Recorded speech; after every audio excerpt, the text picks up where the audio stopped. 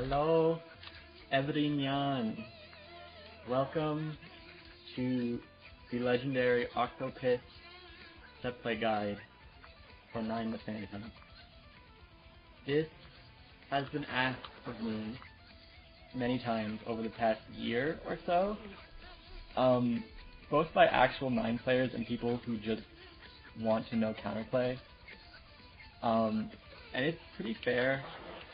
9 Setplay, despite what you may have been told, is actually very, very complicated and very obtuse and very layered.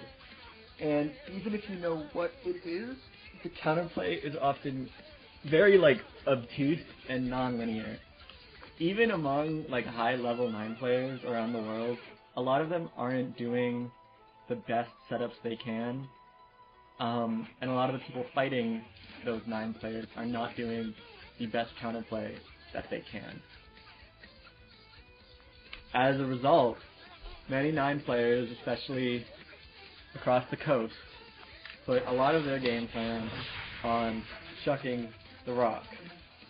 And though the rock is very good, and 9 is a very good character without her most fucked up set play options, in my opinion, if 9 wants to be brought to the highest level of play that she can be brought to, which again, in my opinion, is very high, you really want to apply 9's best set play tools, because if done correctly, then I think 9 has some of the scariest offense in the video game.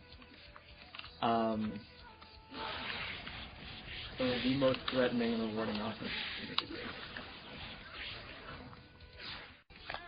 Unfortunately though, when you're learning 9 set play, she does not have an option like George or Carl Cooney to default to that will just cover everything and allow for some fucked up 50-50s.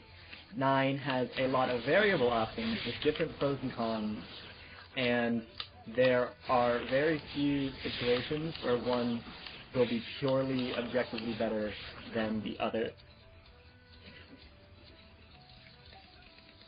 On top of that, something that has made this video really hard is that 9 set play options are designed to synergize with each other. They're not made to be used in a vacuum. And it means, to make a video like this, I need to repeat myself a lot, because it's cyclic. I have to go in a circle. 9 has 3 primary set play spells: Speed, Cloud, and Fairy, all of which can be used to cover each other, and all of which are very good in their own way. All of these spells can be used directly meaty on someone's wake up. They can be used while being covered by another spell.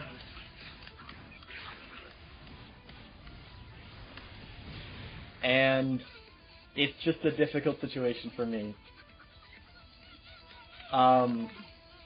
Because of this, I've had a really hard time thinking of how to structure this video. And I think what I've landed on is just splitting into a standard section for midscreen, corner, and each spell, and just sort of accepting that I'm going to repeat myself a lot.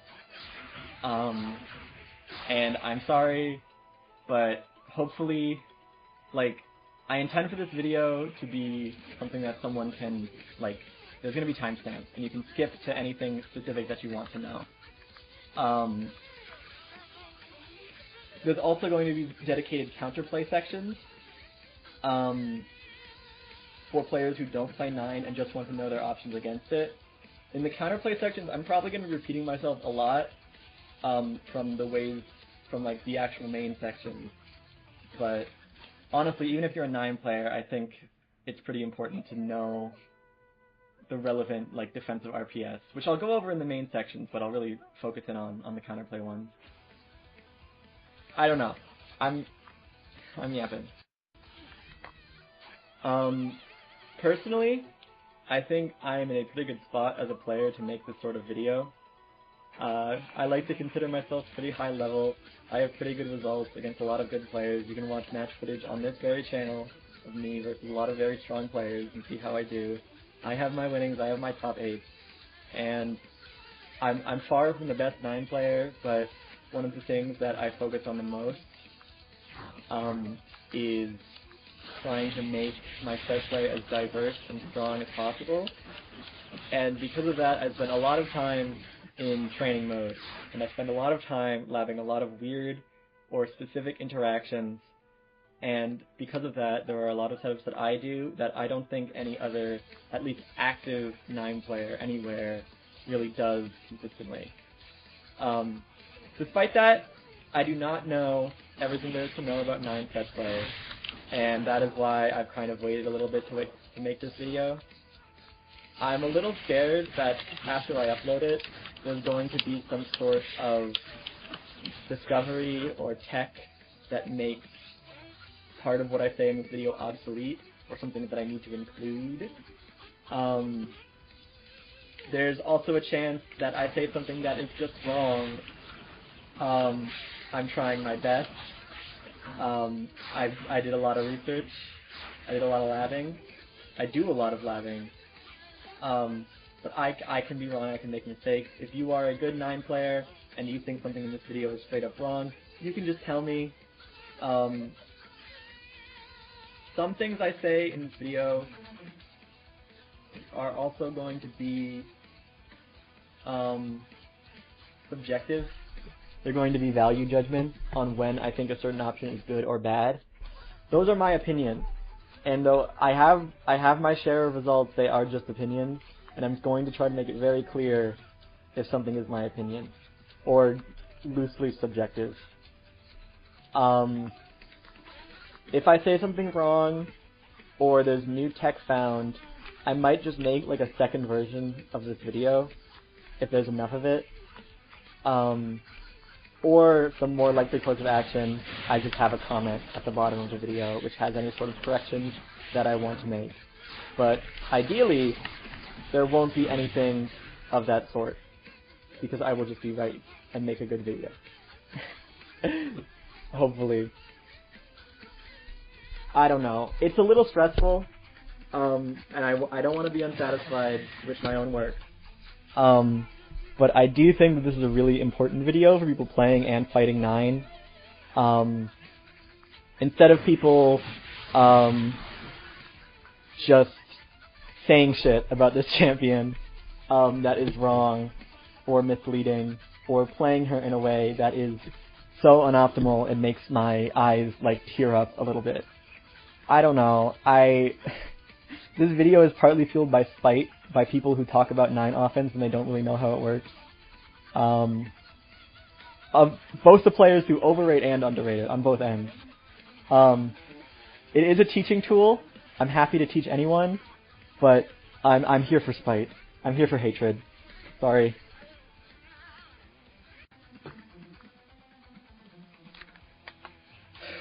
Whatever. My goal with this video is to be as exhaustive as I possibly can. I really don't want to miss something. Because of that, the script for this video, which I am only following very loosely, is 13,000 words long of different notes and things like that I want to include. That's bad. But this video is not made to be watched all at once, it's made to be skipped through. Please. I do not have the charisma or editing skills to make a video that's probably going to be like an hour plus long, that entertaining.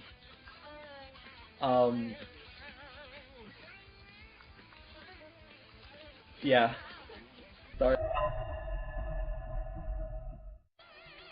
Okay, so the first major section of this video, I have like 3, is Midscreen Setplay, because it is very different than corner Setplay. Then I'll talk about the corner. Many options are universal for the corner and midscreen, but I do think the way you run Midscreen Setplay and your mindset while running it is different enough that it warrants another section. In general, I would say the most defining aspect of 9 is screen position and spacing. This is not a neutral guide, a movement guide, or an offense guide. But in general, in a loose sense, and I think many would agree with this, Nine's character design for the player who wants to focus on where they're putting themselves and where they're putting their opponent on the screen. There's very defined set movement options that put her in specific places, and a lot of her offense depends on where you are.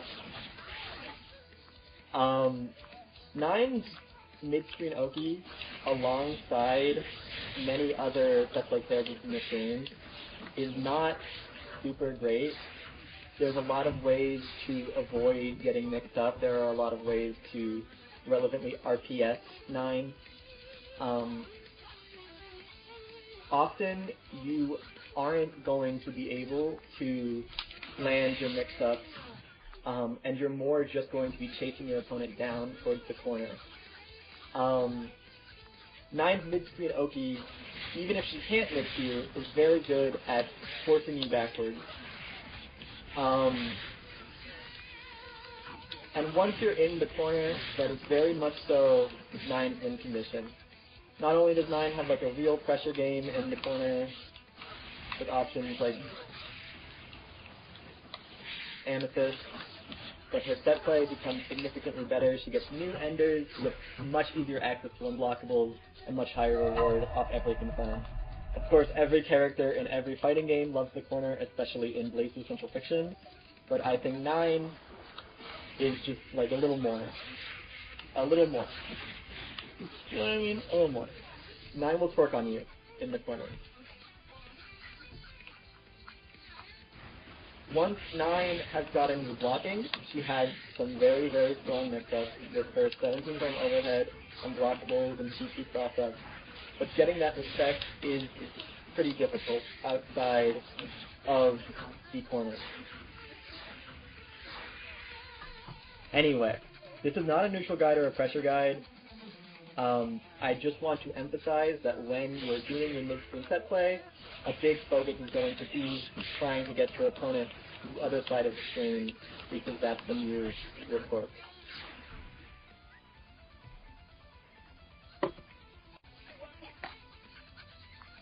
And one final thing before anything else, and this isn't tied to mid-screen hooky specifically, this was anywhere, I want to touch on 9's primary mix-up options with her set play. This is, think of it as like your toolbox, and your set play is like how you pull out your toolbox. I don't know. Your goal is to get your opponent to eat one of the things that I'm about to list.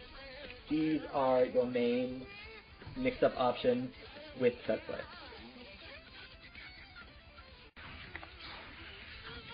Instant J2A is probably my personally most used mix-up tool alongside many other good 9 players.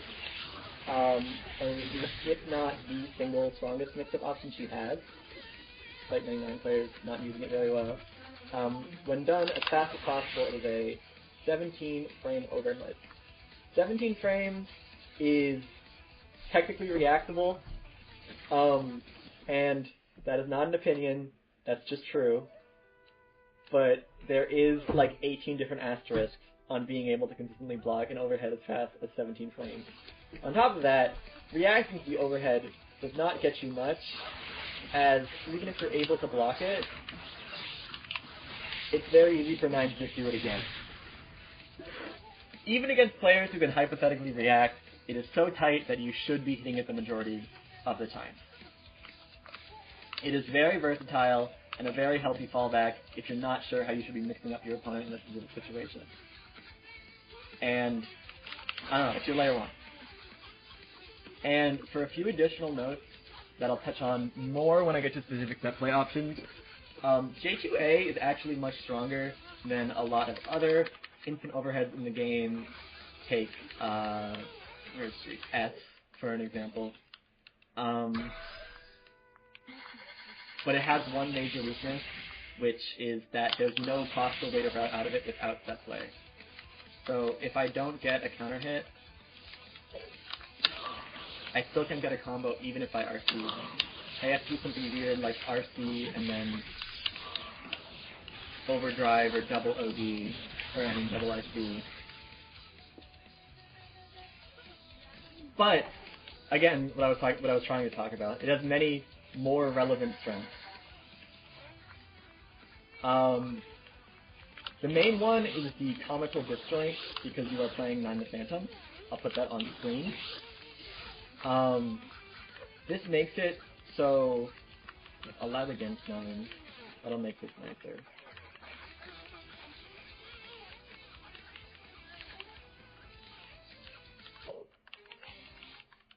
Because of the comical disjoint,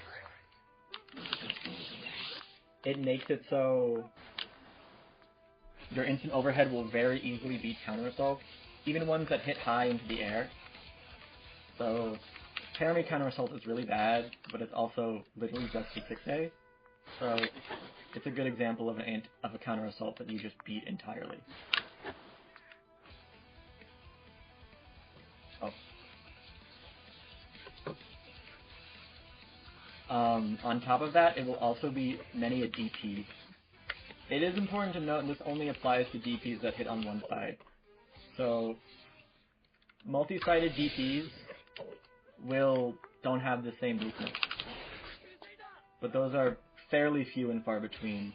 Ragna, Jin, and Yoi are the first that come to mind, but there are more.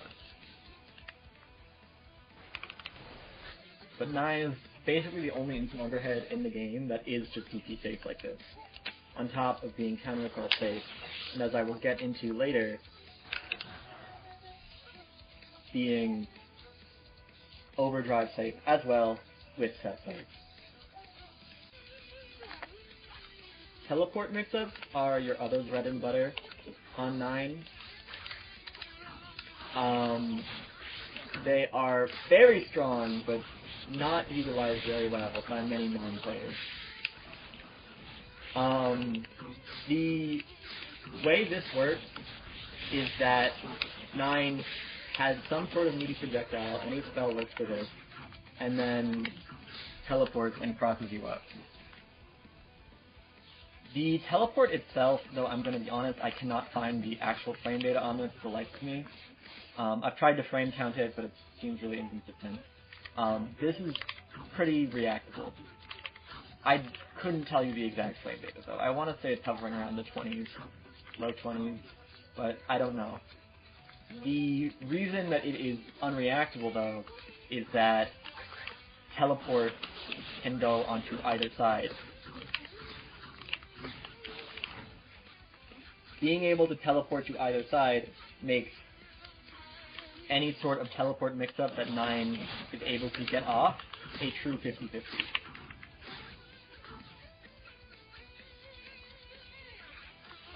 Despite that, they are pretty hard to use. The long startup of teleport means you kind of need a lot of respect in order to get them off. I will be talking about ways to get a player to respect a teleport waypoint,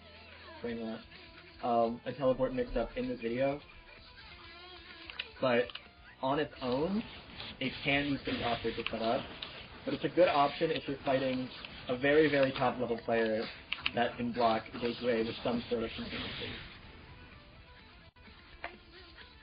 I will touch on unblockables a little bit. If you're unaware, unblockables are done by using seed. The first hit is a low.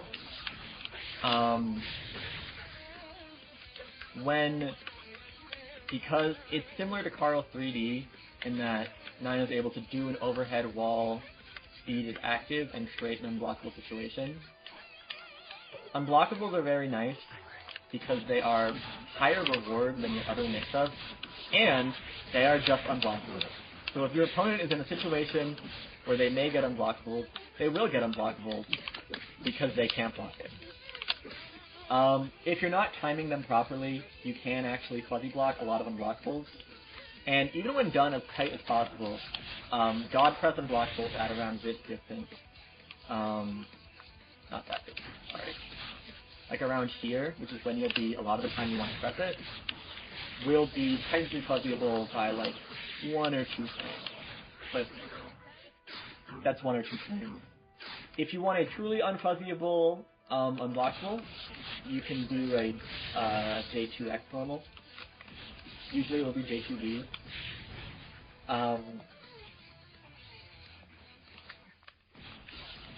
This is less damage, and you're a little more vulnerable to stuff like ODR, but it's way easier to make a genuine, honest-to-God, just fuck you type unblockable. Personally, though, I don't go for it very often. Even against the best players I've ever fought, the window to fuzzy block these unblockables is very tight. It's also variable based on distance and when the 9 player chooses to release the seed and the fairy. And not the fairy, the overhead. So I wouldn't stress about it too much. Obviously, unblockables on this character are very far from free. They require a layer of setup because you need to be able to set up speed while continuing your offense. You can't really need speed into unblockables 100% of the time. I'll touch on it later. Hashtag later. But normally what you do is cloud into speed into unblockable. This is great. It is a true block string into unblockable, but there are many ways for an opponent, say with a mirrorless TP, or ODR, or counter assault, to weasel their way out of these unblockable assaults in a way that is nowhere near as easy with TP mix-up and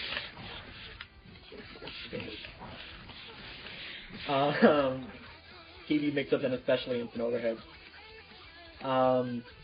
You can kind of see it as your win condition, though, and it's definitely a significant reason as to why 9's corner setplay is so strong. Because there is a very constant risk of unblockables that will make a player try to weasel out, and you can play around that, even if the unblockable itself does not hit. Also, very quickly, I do want to go over universal mix-up options. Counter assault. Now you can get counter assault conversion with fairy. This is pretty strong. Actually, even Nico uses this cloud pretty often, I would say. Nico's counter assault conversions are always good, especially with cloud. You get a pretty solid chunk of damage.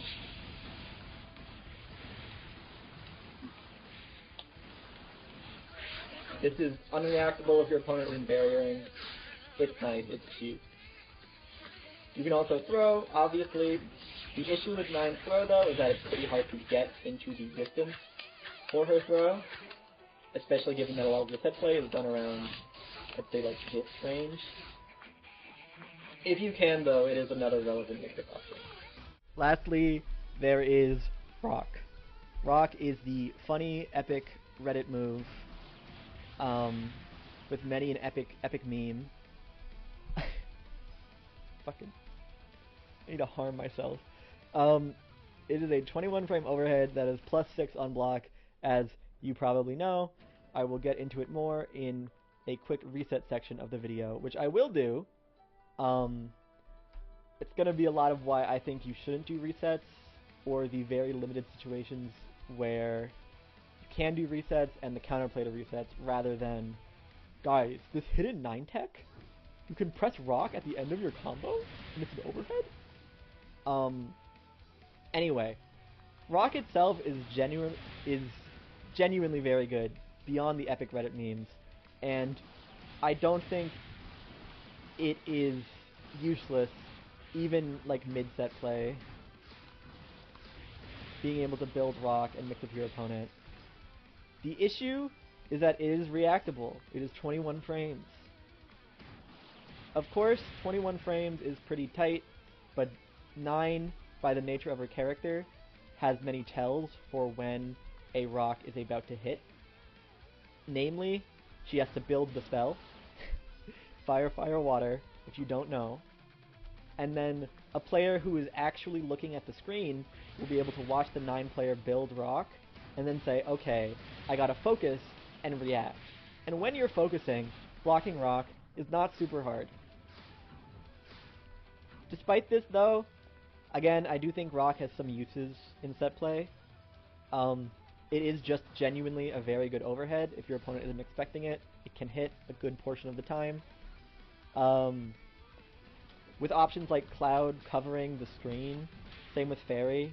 It can be really hard to make out what you're supposed to be focusing on, or even the rock startup itself. And rock is just a bit higher reward than a lot of the other mix-ups in certain situations. It's around 3k, 3.2k off a standard rock confirm, versus Fairy, which will hover around 2.5. Any Fairy mix will hover around like 2.5, because Fairy is a heavy scaler.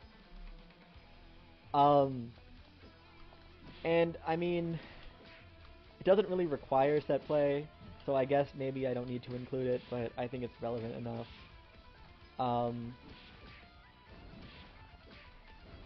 To mention, if you want to mix your opponent, in quotation marks, with 9 without your set play, rock is what you will use. But this is not a pressure guide.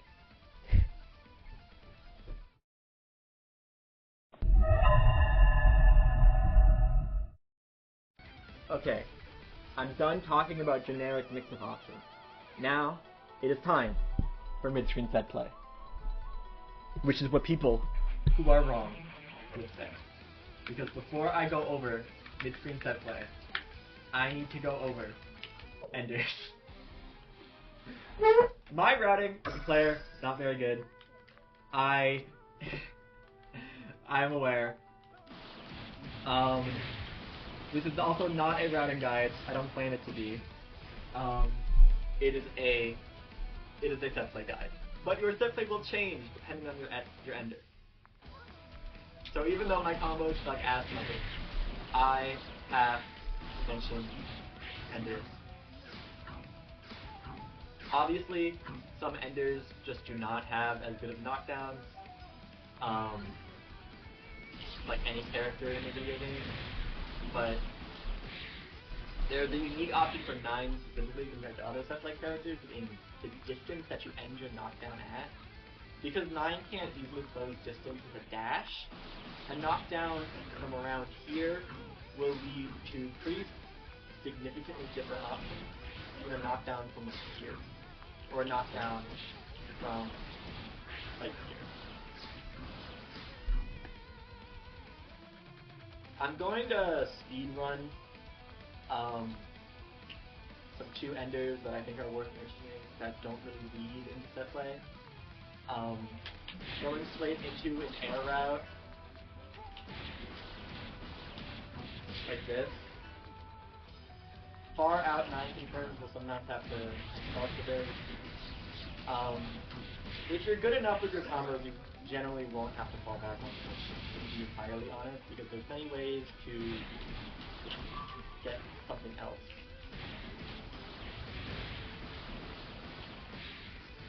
But if you do end up in a situation, which will happen, you can default to setting up a spell, doing things that are new spell. While you're falling, you go back to teleport and any air button. Generally, I would say press Cloud here. Doing it at this height will just like win neutral for you. It's not really set play, I guess, but it's good to know. The other relevant knockdown that you'll be getting every once in a while on 9 that doesn't lead into real set play is Crimson Raider. The reason why, as you can see, 3 tech, doing Crimson Raider into a spell leaves you minus. If your opponent is delay teching, you can pretty reasonably set up a spell and won't be minus. But that's a pretty finicky situation. A lot of players will be E-teching after Crimson Raider. There's not too much reason not to. On the other hand, though, you do have a lot of ways to control here. You can very easily catch things in 5 feet.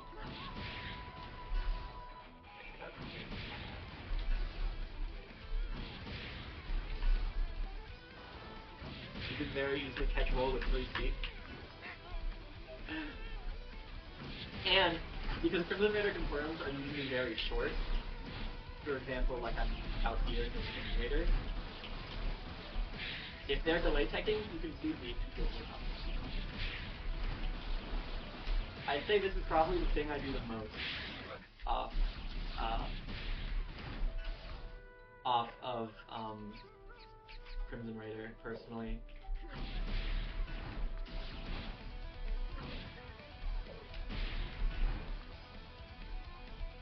No set play, but you can get a full blue beat combo. Oh wait, I forgot one. It's worth mentioning safejump into mid-screen. I'm going to get into this a lot more in the corner section of the video because safejump is very relevant in the corner. But around here, you can do a safejump ender. This is your best ender if you've already used freeze mid-screen. Most commonly 5A round, but I've been doing right now. You're basically back in neutral here, especially if your opponent backpacks. There are some layers to it. It's definitely better than like a super mega knockdown.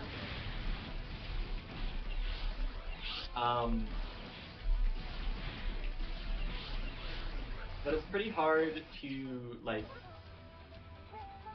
run offense from around this spot. You're more just pushing them into the corner and setting up your spell. What you can do after, I'll get into more when I get into specific set play options. But this is definitely like a relevant ender to be aware of. And right there you can see the meaty 5B that I do for the distance, the JD that I do at this distance is not catchable.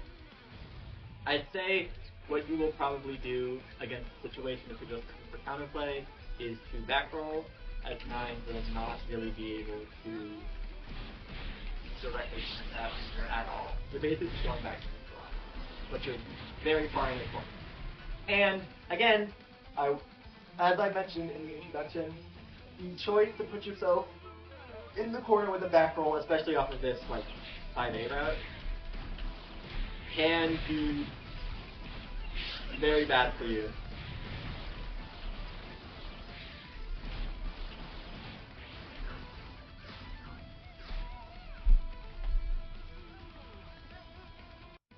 Okay, but the two enders that really matter are doing the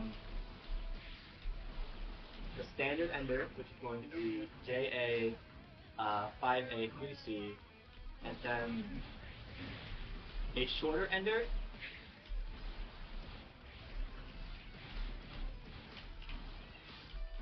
with 4X. So 4X enders give you basically just objectively better OP. You start much closer to your opponent. However, in order to get the hits done for a 4X ender, you need to do a shorter combo. It depends on the starter how much damage you're losing, but it's generally a pretty decent margin of a few hundred.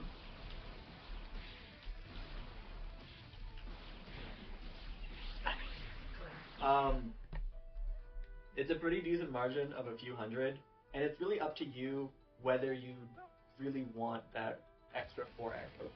It's definitely good against some characters that you just absolutely do not want to play against. A better starter, like 6X, can give you like pretty solidly 3k or so damage while routing into 4X. I do that pretty often, but off standard confirms, I don't do 4X that much, so that's a player.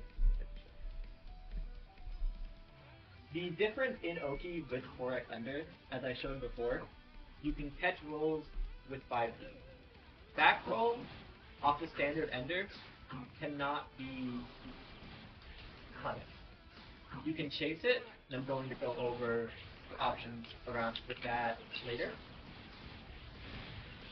But back roll is a very safe option against 9 mid-screen if she is not doing 4X. If she is, you get this punishment. You can do a lot of funky stuff with the fairy, but it's not around. TLDR, the 4X can catch rolls with 5B, standard ender off your normal B&Bs. You cannot catch her on site. You will be losing a bit of damage if you go into 4X. It depends on you if it's worth it. In my personal opinion, a player being able to roll back against 9 is actually very far from the end of the world. They're far from free, even if they do roll away, because the fairy still exists to lock them down, even though they might get the chance to wiggle out. And, most importantly, they're pushing themselves much further into the corner, which I am going to hopefully demonstrate the drawbacks of when I get into opponents such as this. But as a player fighting 9, the decision to back roll is made with the caveat that you are getting closer to her winning condition. And that, even though her set play is worth off back roll, it might lead to you losing. There's an actual decision agreement on both players. Anyway, those are all the main enders. Definitely probably a little more detail than I needed to go over, but I do think 4X ender is pretty relevant, and a lot of 9s just don't do it ever. Honestly, including me, I don't do 4X ender.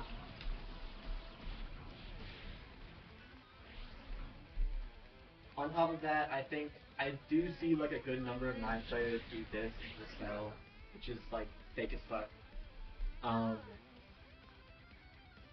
And I think it's worth noting that you can do like back roll and the safe jump there. Do any roll, actually.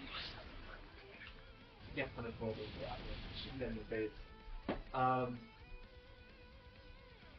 But I mean, I don't know. This is not a good situation, even though 9's not down to play.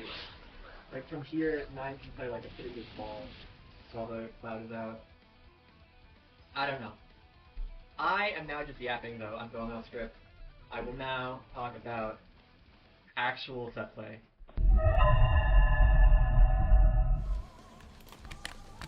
This knockdown right here is the most common knockdown, I would say.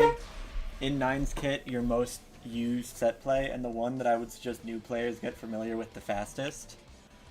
It's very good. I'll go over why a little bit after.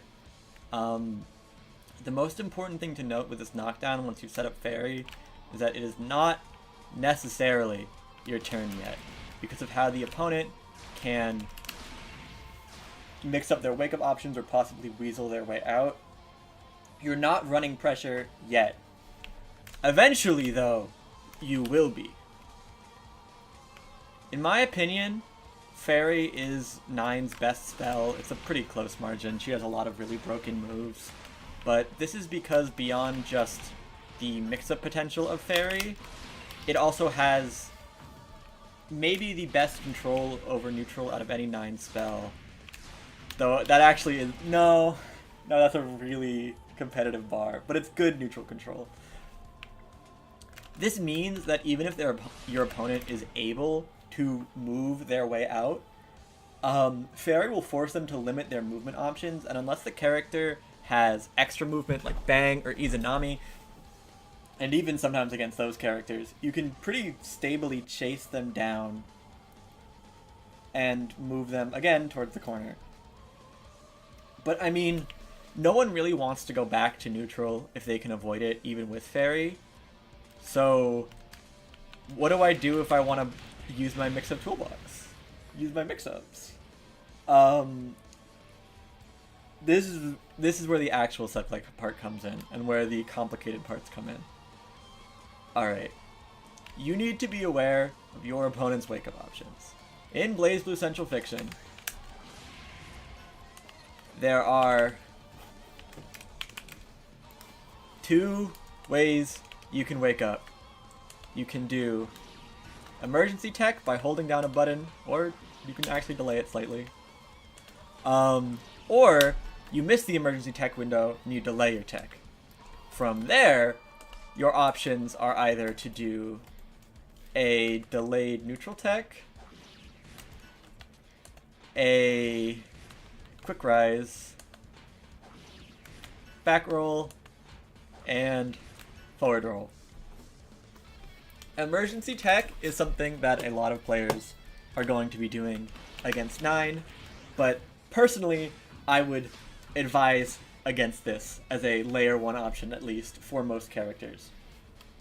Players really want to emergency tech at like this neutral range because they think that they can maybe jump out or escape. Or they're just not thinking about their wake-up options, alternatively. The reason emergency tech is not very good against 9 the Phantom, let me set him to emergency tech, is because you can react to the emergency tech window. When your opponent emergency techs, you can very easily quickly respond with Crimson Raider as a pretty standard option layer 1. And if you're here,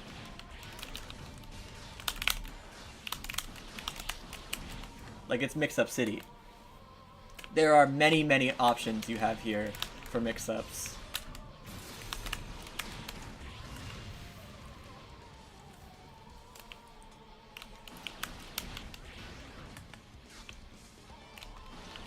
Basically, like,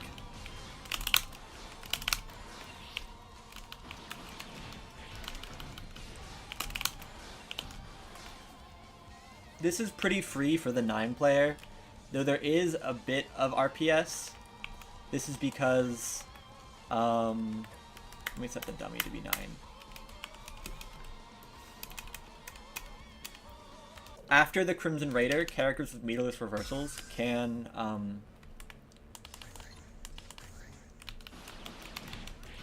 you can DP through it. So, say you E-Tech, 9 player, wait, I need a spell. I'm 9 Phantom, my DP is fake. You can do that with meterless reversals. You can, it also is a kind of free counter assault spot because of the 2 hits of Crimson Raider. But those are really your only options, and you don't want to have to rely on gambling with a DP or spending resources on a counter assault. Your other option on E-Tech, though, if you don't want to deal with those options, is that 5B meaty is also relatively safe and can be done on reaction for basically free. If you time this properly, on reaction to E-Tech, you can get... You don't get the immediate mix-up options from Crimson Raider, but it's similarly strong and it's not weak to reversals. The issue is that to get in their face, you need to do this jump in stuff, which kind of comes with some gaps of its own. You can also do Crimson Raider in between here. It's really up to you. 5B is just a safer meaty option that doesn't immediately go into the mix-up like Crimson Raider does. It doesn't immediately get them in your face.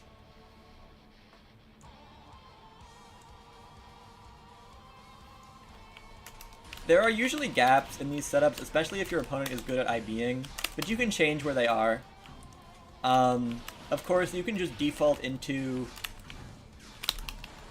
like a generic overhead, but because you get the 5B meaty at the start, as I've kind of been doing in this footage, you can use it to set up Cloud mid-screen and set up some longer pressure sequences. I'll talk about that more a little bit in the Cloud section of this video, but that can be fairly strong if you don't want to just mix your opponent up instantly. This is also a great spot for a teleport mix-up, like this. After blocking the first fairy hit, most people are going to be expecting the J2X. That's a 50-50. Of course, with all the teleport mix-ups, you need to establish respect beforehand, but it's also pretty strong. Once you have set up Cloud after this, you are in the territory of possibly setting up a mid-screen unblockable. Like this. Oh, ignore me dropping that. However, if your opponent is good at IBBing, they can get out of this situation decently cleanly, But that's really only if you're autopiloting directly into the Unblockable. Because you can, like, do other stuff. No one's forcing you to Unblockable when Cloud is out. It's also a great time to do a counter assault or J2A or some sort of other thing. The Unblockables off Fairy mid-screen here are definitely not as good as the corner ones. But it's pretty nice to know.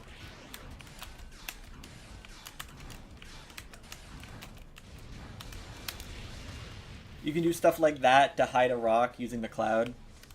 Or you can just loop Fairy over and over again. I'm not mid-screen anymore, but we'll just pretend I am.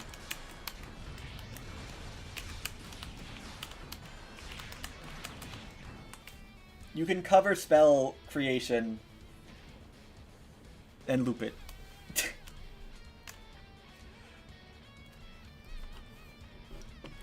Once the Cloud is out, it is just a pretty scary situation for the opponent.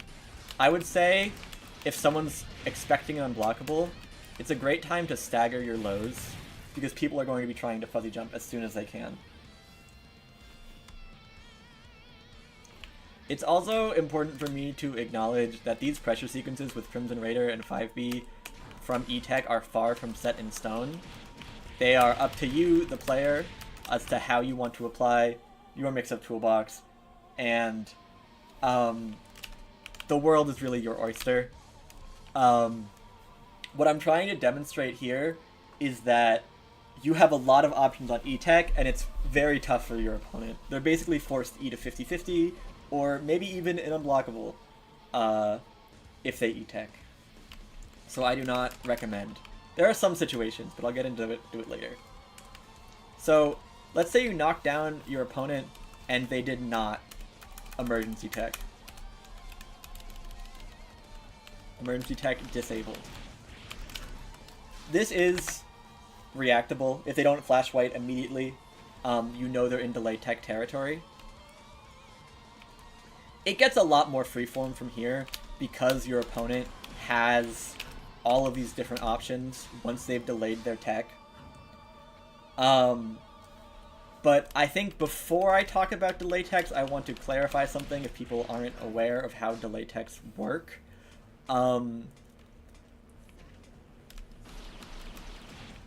When a player chooses to not E-Tech immediately, they are put into, like, a state where they cannot delay tech for a good chunk of frames.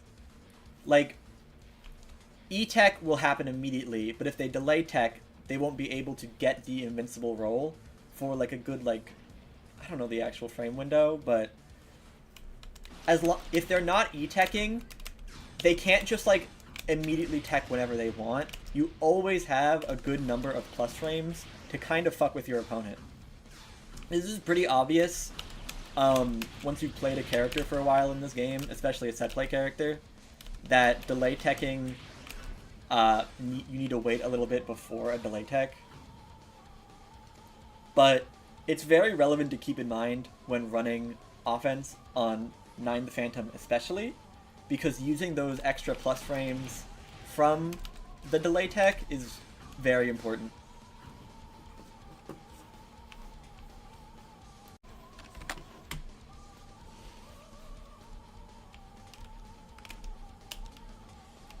First thing first, if your opponent is delay teching, you should completely avoid meaty Crimson Raider. It can catch some rolls sometimes, but you're leaving yourself open to this. Basically any delay tech timing will completely involve through Crimson Raider and let any character, even ones with like a 7-frame 5A like Susan, punish you. It's completely fake. I'll touch upon this again in the counterplay section because I really want it to be drilled into players' heads that Crimson Raider is completely punishable if you do a standard delay tech. There are many frauds out there who will autopilot into meaty Crimson Raider, even on delay tech, and I want them to be exposed. Everyone can punish this. Crimson Raider can beat forward roll and quick rise, and even back roll at certain ranges, which is pretty cool. But I would say the risk far outweighs the benefits there. Anyway, first off, dealing with Quick Rise. This is not very hard. Basically anything will hit an opponent out of Quick Rise. Or at least meaty them. A lot of players like to do this as an occasional gimmick option, but it is very much not a good layer 1. It could be layer here too. Especially if you're paying enough attention to react to the Quick Rise. Quick Rise is only really useful if you're trying to mix up your opponent by not having a white flash, which makes it like a decent occasional like gimmick wake up option, but there's really no advantage to doing it against 9. Similarly, forward roll loses to the same options. Forward roll will basically always lose to like an occasional meaty 5B, Crimson Raider.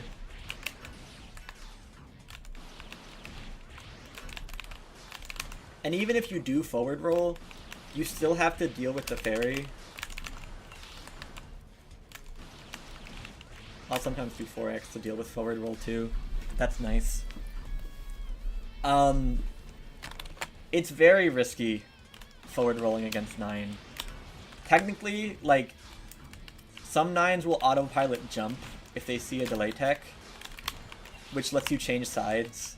But even then, the forward roll reward you get is not super good, because 9 can pretty easily move in another direction in response.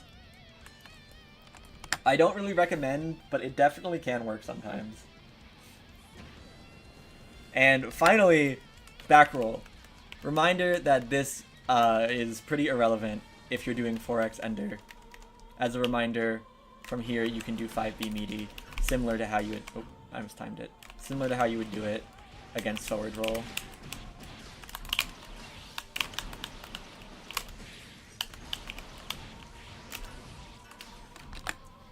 But let's say you're doing an ender where you can't 4x, either you chose not to, or you just happen to fall pretty far from your opponent. This happens more often than your 4x enders. The thing is here, you cannot punish this roll. It is basically completely impossible.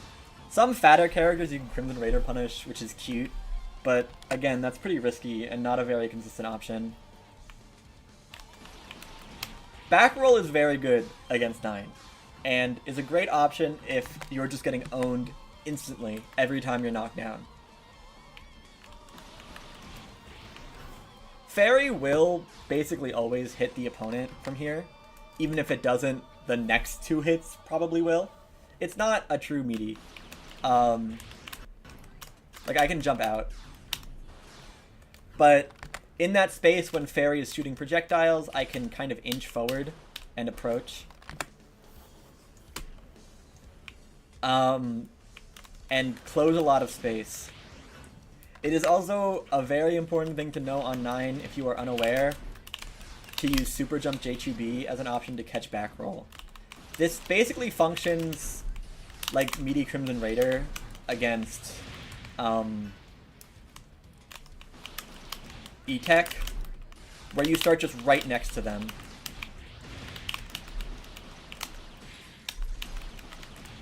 A lot of good 9 players do this, even if the opponent is not back-teching. Like, you're still kind of in a good range to run offense, which is nice. But generally it is a decently hard call-out on a player who likes to backroll a lot. Also, some characters can DP this. Oh, I should have made myself Gen. But as I do Super Jump J2B, Jin can DP. You're just gonna have to take my word for it. I'm gonna get footage of this later, I guess. What you can do in that situation is TP.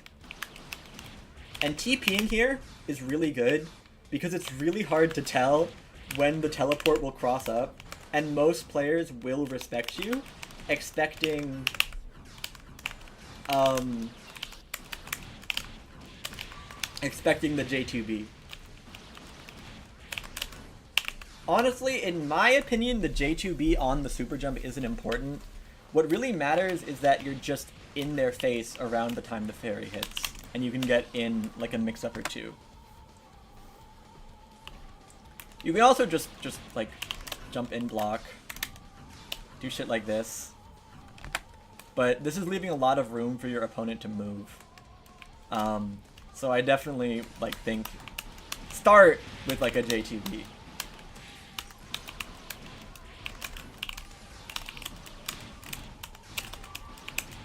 Don't let your opponent just leave while trying to get too funky. That's important. But I think this presents a kind of important question, which is, okay, Mr. Piss, back roll just seems better because 9 won't always be able to catch me. Like if she does like a 5B here to catch like a forward roll, then I can kind of jump out and escape. I can run free. That seems really nice. That seems like it should be my main layer 1 option against 9, and maybe mix in like a few delay techs and forward rolls just to fuck with the 9 player. Is that what I should be doing, Mr. Piss? Is that what my opponent should be doing? And the answer is no! No! Do not back roll every single knockdown against 9. At least not without thinking. Because yes, 9 does have to chase the back roll. However, even if she doesn't, it's pretty likely that you're still eating some sort of mix-up. Like, a standard like jump, which many players will do on a delay tech, will work here. If I do 5B and they jump around, like it's very likely that I'm just going to mix you anyway. But hey, that's less consistent than running a mix-up in my face, right? I have goated movement. I'm goated at this game. I think I cannot get hit by those mix-ups. The issue, and I really want to make this the focus of Midscreen Oki, is that let's say your opponent is moving around a lot and you're not able to mix them, you're just running this sort of wall game plan. Doing basically any B&B into a back roll, especially if you're good at knowing when to side swap, will take your opponent into the corner. And from here, like, it's twerk town.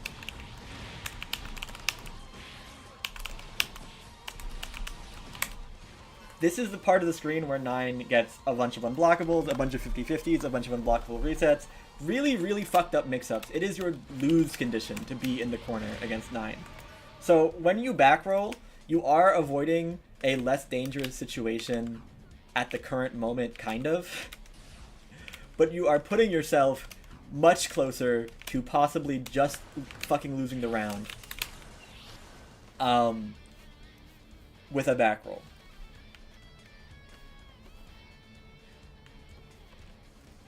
I don't know. Every character likes the corner. This is always a weakness to back roll that you should keep in mind. But I feel like 9's kid definitely exaggerates it a bit, you know? Anyway. Finally, this is what players will actually be doing as a layer 1, is delay tech. You really want to keep in mind that you have a good extra plus frames from when, if your opponent isn't E-teching. I like jumping. It closes a bit of distance on if they choose to back roll, and it brings you right in their face if they don't. Like if I do jump here, I can press a button, I get the space to do a teleport mix-up.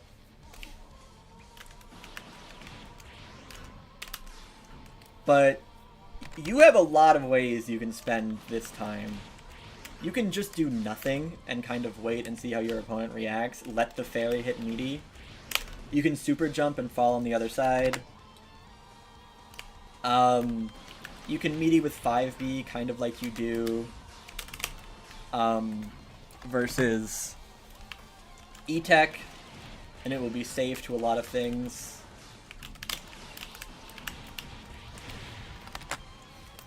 It's a very freeform situation here. You're just trying to, like, inch your opponent towards the corner and land a mix-up. The one mix-up that I think is exclusive to Delay Tech that is worth knowing is something that a lot of JP9s I've seen do, and I learned it from them, where you do a teleport meaty and then mix up on the second teleport. This mix-up works because on the second teleport you can choose to just stay completely in place. I wish I could delay the tech a little bit more on the bot. That would make this more clear, but I don't feel like doing that. This is a pretty good mix-up. I think a lot of 9 players could utilize it. Obviously, it requires a bit of respect because players can jump out here with good movement. They can just completely escape. But even if they jump, you're still vulnerable to cross-ups. That's just how fighting games work. So if your opponent jumps too late, even if they get off the ground, they still might have to guess on this teleport mix-up here. I'll put some footage of it in a match, I think. It's pretty good.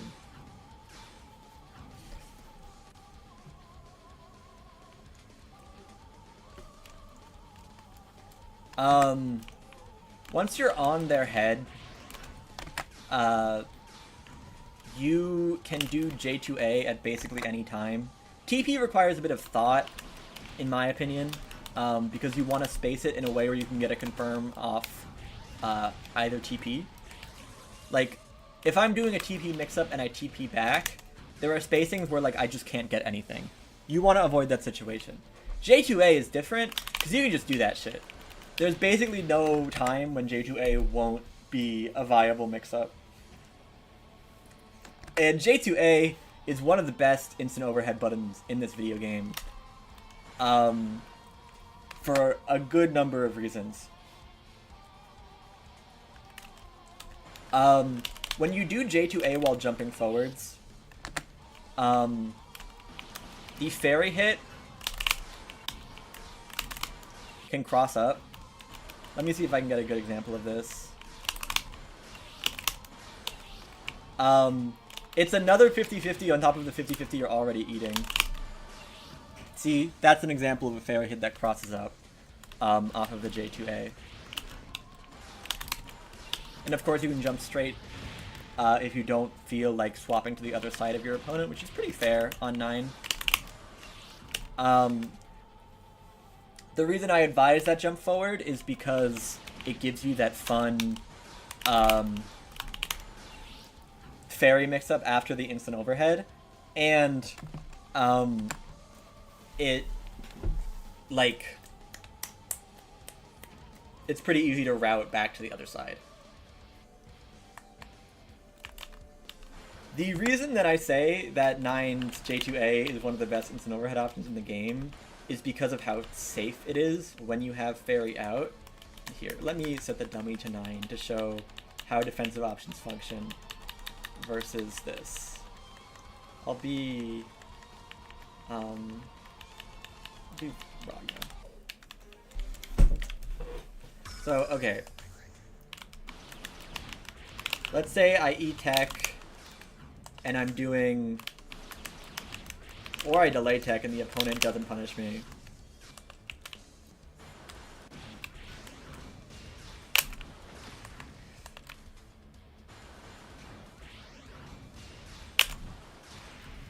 Completely. The reason I consider J2A to be one of the strongest instant overheads in the game is because of how safe it is and how good it is at dealing with this game's defensive options. For example, I already showed how you deal with counter assault and DP.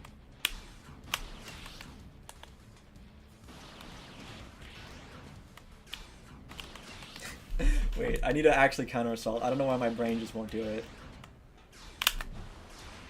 the fairy will auto-punish them for you if you were worried about being minus during the fall.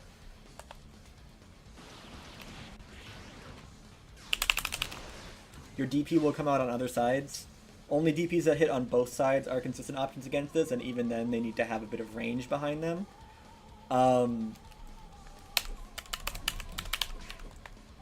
This also applies to the corner. I'll touch on this again when I get there.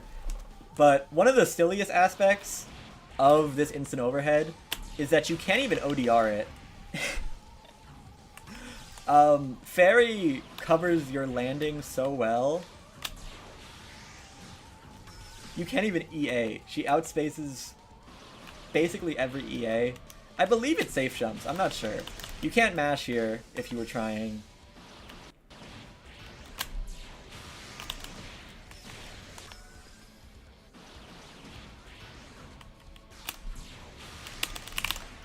You can't 2C her. You're basically just forced to eat this if the 9 is properly timing their shit.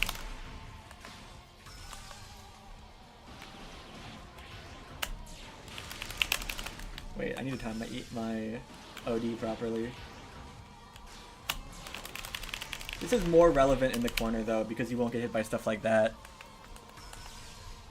You can EA DP, you can do DP. It's specifically EA that you're avoiding in this situation. But this is much better than, for example, a character like S, wherein even in her setup,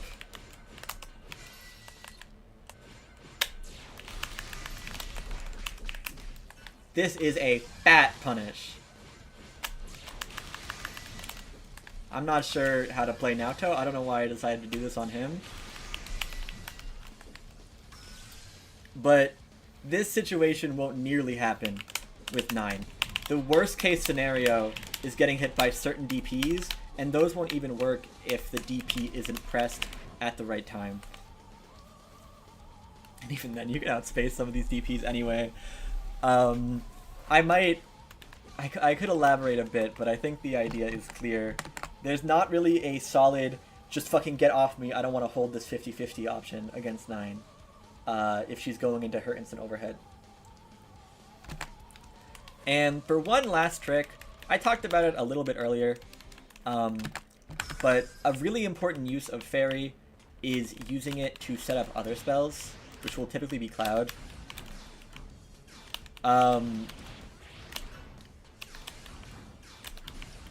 Something like this. You don't have to do an unblockable here. I think it's more likely that a 9 player you'll watch in like match footage would try to loop these two options together like that until the eventual mix-up. That's a pretty common thing because when looping Fairy and Cloud, that wasn't Cloud, you can do it from a very safe distance. So that's pretty cool. That's the Genbu special, looping those two options. Is to go into unblockable off of Fairy roll catches by doing like Cloud and then a restand and then setupssv unblockable. These are pretty good. I forgot to mention them in the video, so I'm adding this in post, but these are also good. I'll put a corner version in the corner section too. Fuck, I have to switch to 9 again. So if your opponent can OD, this is not safe.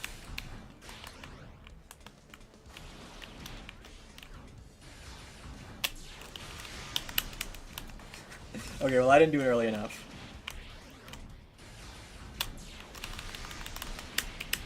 You can punish this. This is why the safe distance part of these Fairy Cloud loops is important, so that situation doesn't happen to you.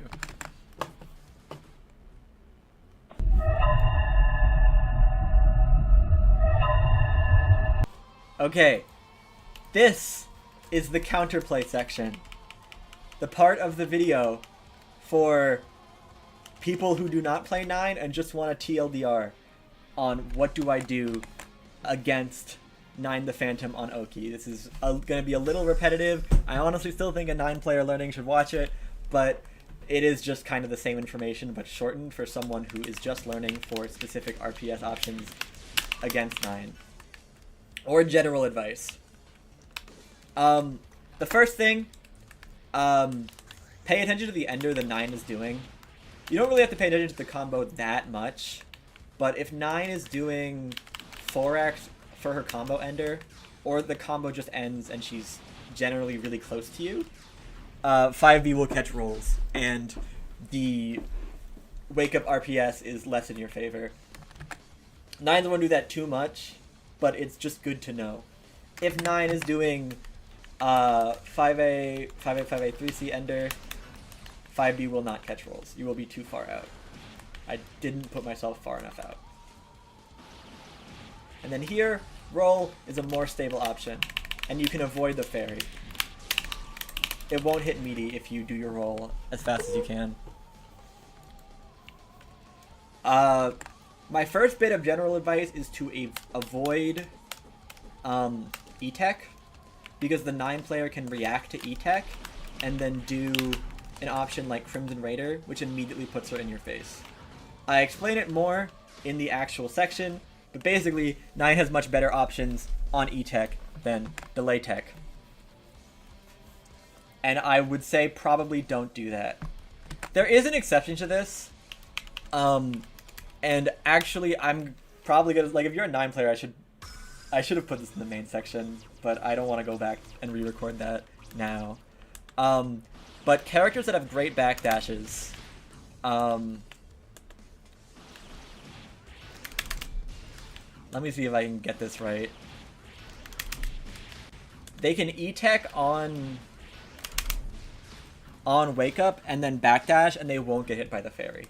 Typically, backdash here will get tagged by fairy.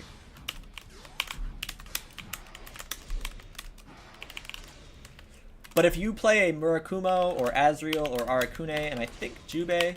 Wait, I'm going to check Jubei right now. You can do backdash after E-Tech. Okay, no you can't. Actually, wait, no, that's too close. Yeah. Jubei backdash is amazing.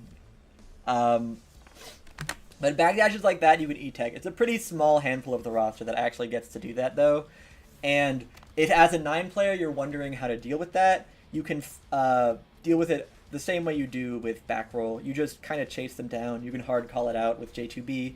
It makes it a little harder because you can't just immediately react to every E-Tech, but it's not very different for your Oki overall. The frame rate is a little bit better than back tech, I think, but it's pretty similar.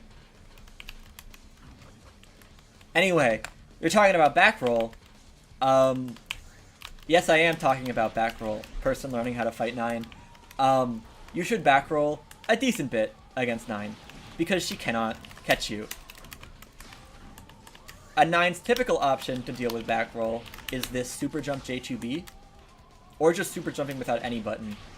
It puts her in your face, and she mixes you from here with J2, or TP, or throw, or CT, or anything.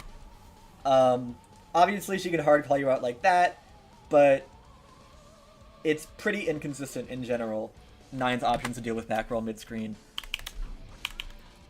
What I would say, though, is to not overly rely on this, because one issue I see a lot of new players and intermediate and even a few genuinely good players have against 9 is that in their attempts to kind of inch themselves away from the normals, they will put themselves into the corner.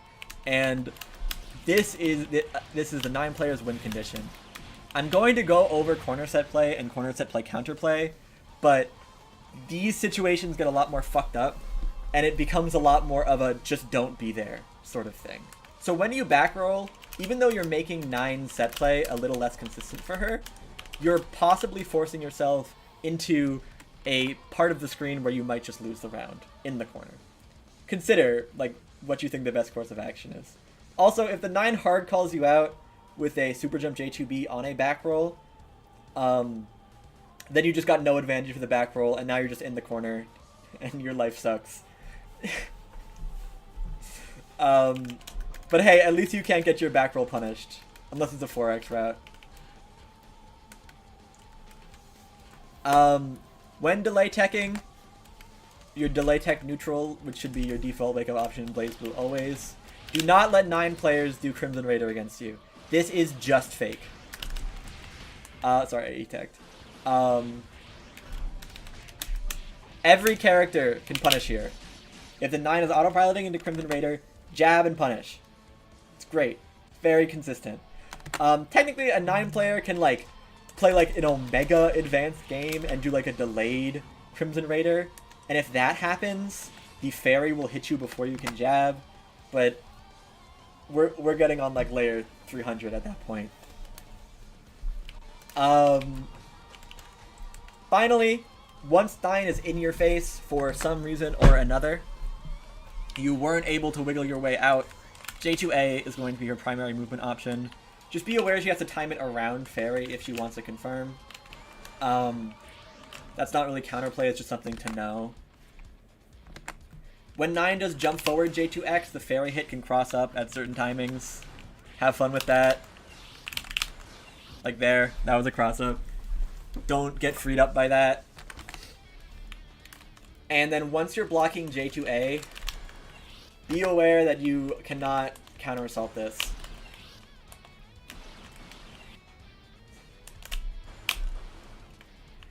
I'm going to play the clip again of OD versus counter assault, but you can also not ODR unless you're willing to just accept like a random DP as your punish, and even then a lot of those will just whiff.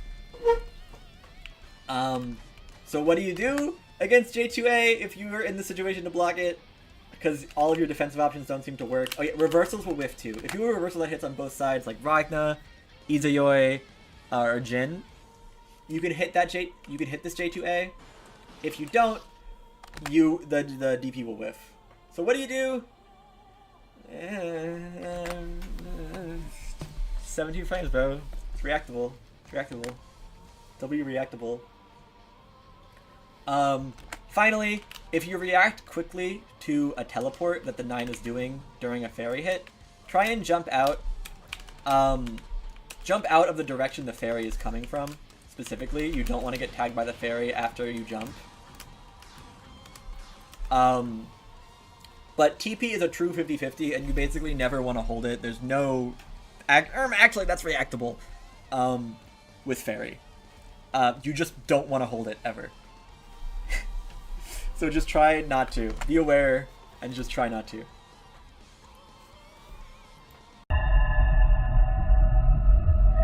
Okay, my script for the fairy section went on longer than I intended for it to go, but this part should be shorter.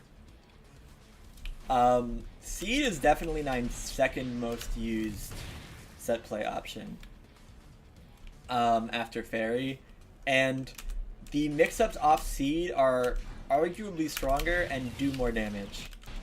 There are a lot of good 9 players, namely Yagetsu, who will route into Seed very often, almost as often as fairy.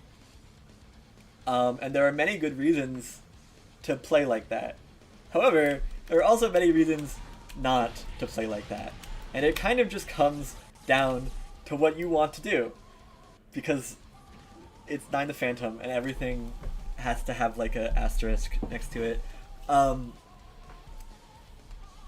Seed Oki is very unintuitive, and while Fairy Oki kind of feels like the devs designed 9 around it, Seed Oki feels like they just like kind of left it in. There are pretty linear answers to Seed Oki that don't exist for Fairy Oki. Like, with Fairy, there's a lot of, oh, she might be able to do this, she might be able to do this, it kind of depends on your character. Seed, there are situations where if you just jump or accept, like, that you have to fuzzy block something, you will just get out.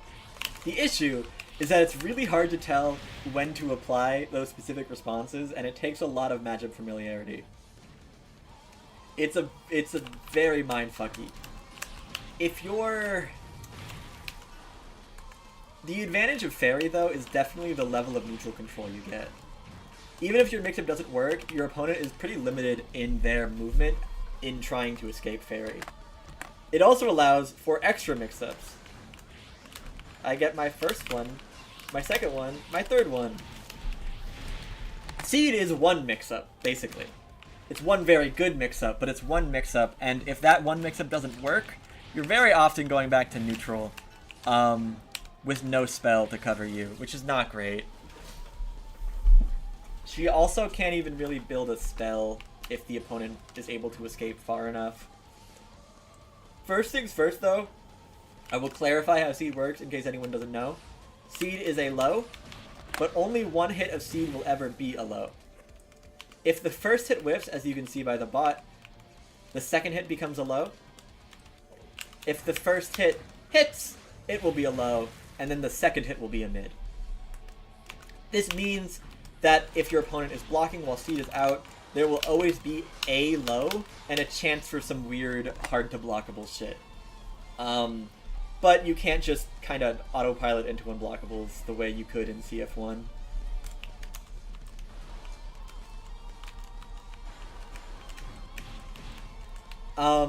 The enders I mentioned in the last section still apply when setting up Seed, as in using 4x to make less distance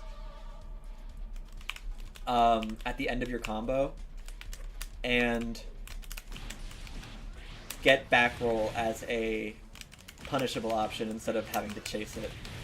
Wait, Tahi's ass.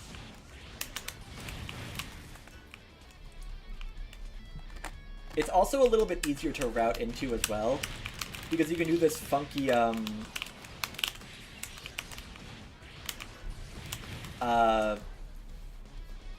I fucked it up a little bit there, but that fire stock routing,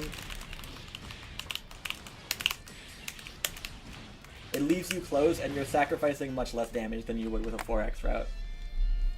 It also is a lot better with Seed Oki that the opponent can't backtech. If the opponent does backtech a standard Seed Unblockable like this, there isn't really a good option for 9 here.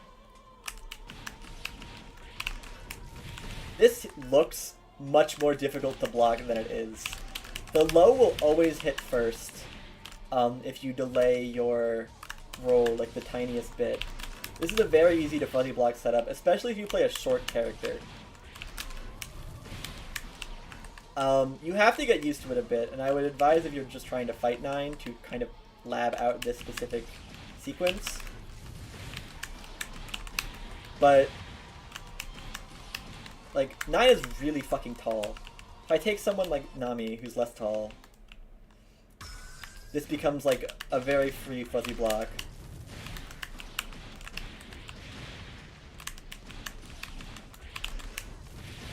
You can't jump.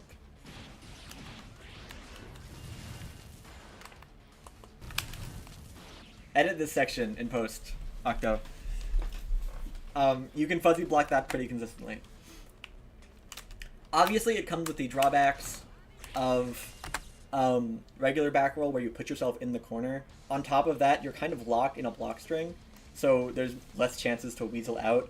But the block string the 9 player is going to be doing there is not super scary, as there's no real mix to be scared of if 9 doesn't have a spell.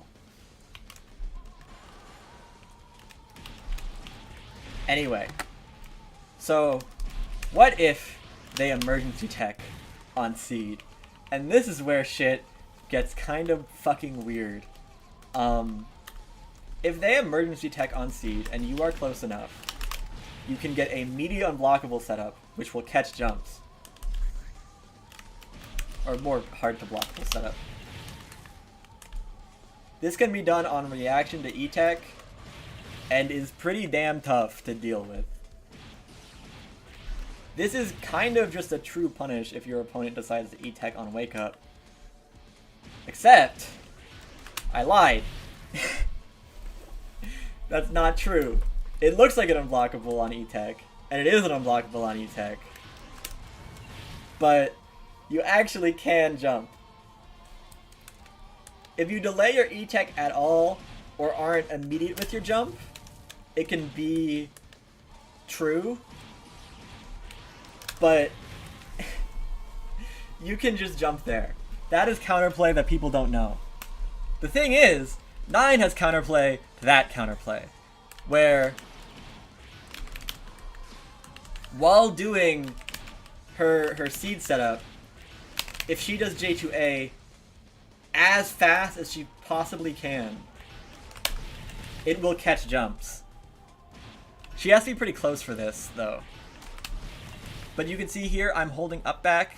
Actually, my inputs aren't on screen, you can't see. I'm holding up back. The issue is, if you're timing the J2A to cover jumps for you,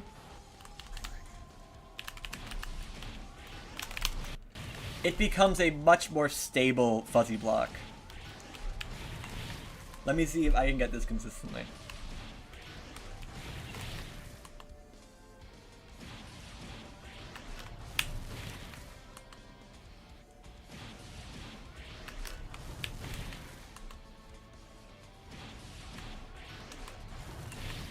Oh shit, wait. I was doing... Dude, I need to edit this section a lot. I was doing a version that doesn't beat jumps. Any version that does beat jumps is easier to fuzzy. Any version that doesn't beat jumps is a pretty damn real unblockable. Which creates a kind of weird 50-50 where both options are also basically unblockables. Even when not doing the mix-up, it's so weird. It's so weird. You have to do... On top of that, if you don't want to do weird JA shit, you can just do a 5x meaty if someone's trying to jump immediately after E-Tech. That's a 50-50. So, when they E-Tech, it's a 50-50. This is going to be really annoying for me to edit. But it's going to be a 50-50 between if they can jump out and get caught by a normal, or if they don't jump out and get unblockable. So, okay, what if I don't E-Tech? What if I delay tech? This is very weird, because it will actually change depending on the timing of a delay tech. What I will do generally, and what many good 9 players will do, is just sort of do a falling J2X, because this looks kind of unblockable and will catch people trying to jump out. This is pretty damn real. The issue is you can fuzzy it if you're good enough at fighting 9. Of course, this varies. This varies a lot, actually, because the 9 can press the J2X at any point, really, and change the timing of the fuzzy block. It's very rarely going to be a true unblockable.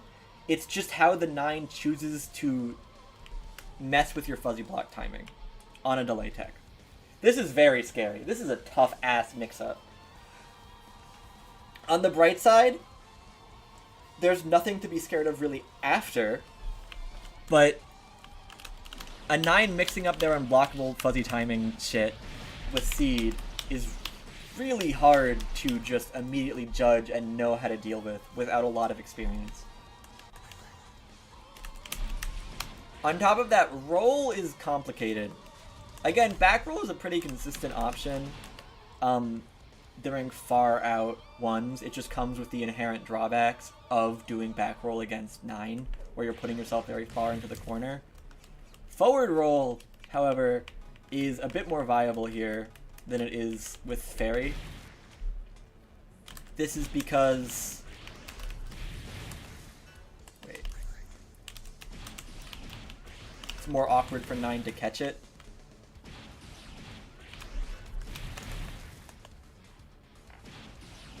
You can't jump, though. I want to make this clear. You cannot jump after doing a roll. Stop trying. It is 9's turn. She's going to get to go in on you in the same way she can with back roll. The roll just isn't full-on punishing you, okay? Okay. We're clear? Great.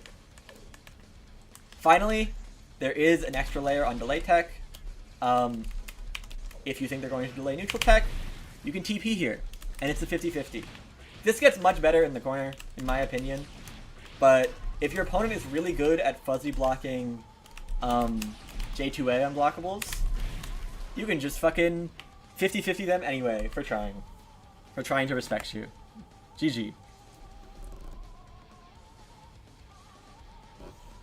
Anyway, as you can see, this Oki is really weird and fucks with your head. You have to be able to... If you're able to fuzzy block consistently or accept rolling and then blocking, you can get out of these mix-ups fairly stably. To an extent, it's a gimmick, but it's really hard to consistently deal with. It's hard to be both familiar with the counterplay and have the execution to consistently fuzzy block Nines jumping in on the J2A. And even when she does that, she can just 50-50 you with a teleport. I don't know. You can kind of see that as I'm talking about this, I'm already like stumbling over my words because the Oki is so strange. But hopefully that helps. Also, reminder, you do a lot more damage off these seed mix-ups than okay.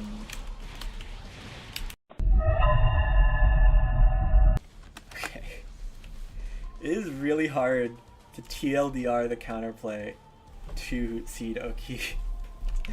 And if you're still confused after my description, which is inevitably going to not be super good, I advise you to watch the other section and where I go into more detail.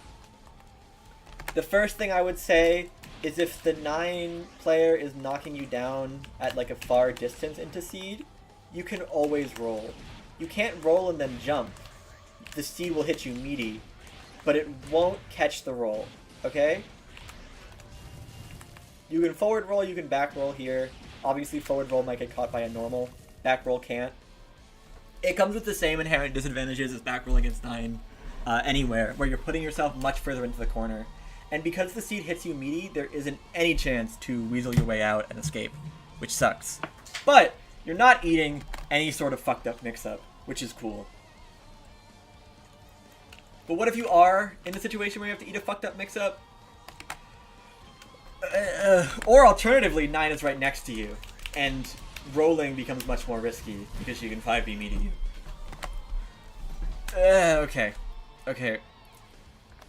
Emergency teching this knockdown is a 50-50 situation. If 9 immediately goes into J2A, this is a fuzzy blockable situation. I need to make sure I set up the dummy right. Immediate J2A. Literally as fast as humanly possible J2A. This is not as humanly fast as possible. This is an example of an unblockable meaty on emergency tech that is jumpable. Wait, no it's not. Fuck. Edit this section. Edit that. I said something wrong. When done as fast as possible, it is fairly easy to fuzzy block this unblockable. Well, not necessarily easy. Just fairly doable. If the 9 wants to make it a real unblockable, then she has to delay the J2A slightly. If this happens, it is a real unblockable. However, you can jump out. Even if she's right next to you. The seed won't be able to hit you meaty enough. Second hit is a low, don't get freed up by that. But yeah, it's pretty tough to... This, like, delayed JA unblockable layer is only for players who already can fuzzy block the unblockable consistently, which takes a decent layer of practice. I don't think every player is going to be able to do that consistently, especially with the amount of stress that 9 Setplay can put you under. If you are not confident in fuzzy blocking, that is when you delay tech. And the awesome thing about delay teching is that now you get to fuzzy block even more, except the fuzzy block isn't as tight. Delay teching is a recipe for getting unblockable, but it is almost impossible for 9 to make a real unblockable here with the J2A that isn't fuzzyable in some way. It is finicky as fuck. It is weird. I'm mixing up myself with the dummy. But it's... It's tough.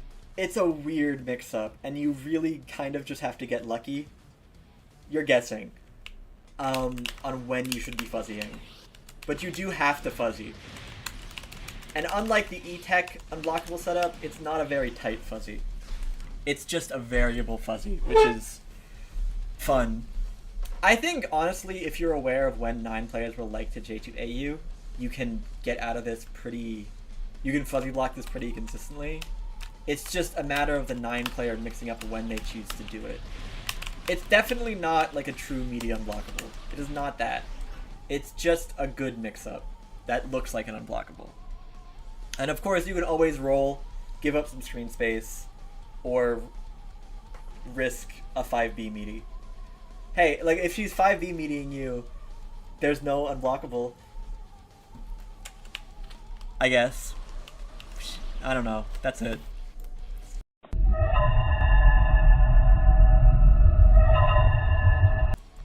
Midscreen Cloud is not a very commonly seen thing on 9 the Phantom. You can do it because you can end in 3C. The issue is Cloud is very small when set up on the ground like this here, and without the like forced closeness that the corner gives you, it's pretty easy for the opponent to just sort of leave. Especially if the knockdown is further out. Like if I go here and I back tech, I don't really give a fuck about this Cloud thing. It's not like Fairy where there's this constant presence chasing me down. I don't really give a fuck. And even if I am blocking the Cloud, if I'm good at IBing, I won't get unblockable. In fact, a lot of characters can just backdash in between the gaps of hits in a Midscreen Cloud. This is not very advised outside of the corner. What Cloud is used for is after being set up by Fairy, which I talk about in the Fairy section if you're like particularly interested in. I will say when you're doing this, I didn't mention this before, I advise you to do TK Cloud. And there's a little less recovery. It hits at a wider radius because Cloud gets bigger the higher up in the air you use it. And you're fully air actionable after doing the spell. So you can do like that. Sorry, I fucked it up a little bit. Using this in tandem with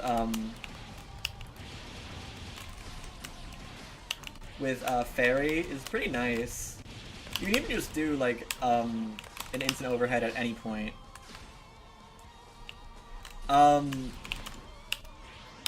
If the opponent escapes, the bigger Cloud from TK Cloud is more relevant. And it becomes a scarier presence in neutral. Cloud will also chase down the opponent, stopping around where they are.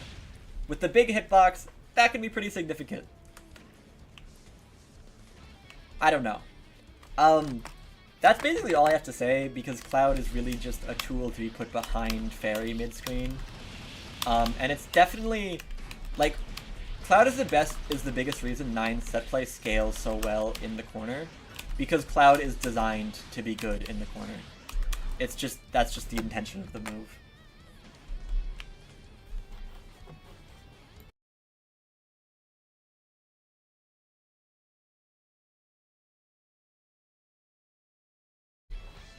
Good 9 players will really not do Cloud Setplay much. There's little reason to do so. And if the 9 player you're fighting is doing it, that's a good sign that you can backtech. From around this distance, there's not much reason to avoid backteching.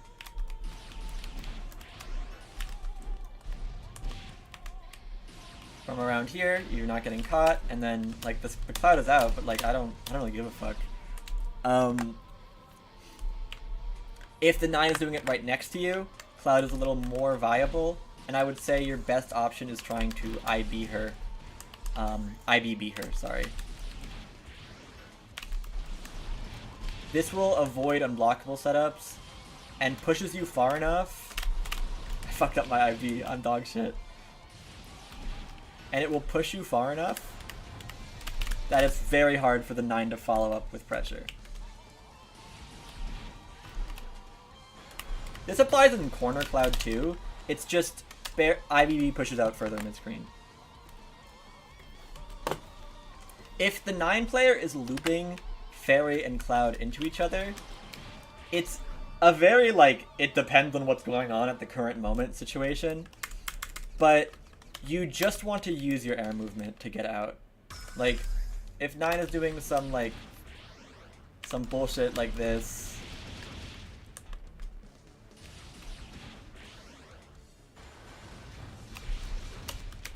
you can, like, just try and chase your way out. It depends. Obviously, the 9 can chase you back, but the 9 can't cover every part of the screen.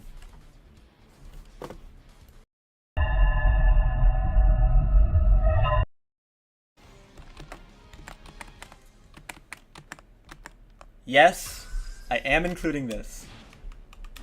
1, Rock is a spell that a 9 player can choose to set up. So it is set play in a sense. And even important, and more important to me personally, I want 9 players to watch this section and see how much I, like, glaze 9's offense, and then, like, I'm kind of iffy on Rock resets. They're not bad, they're viable, it's just, they're more risk for slightly more or less reward. Rock resets are done by taking the advantage of the restand that freeze gives you.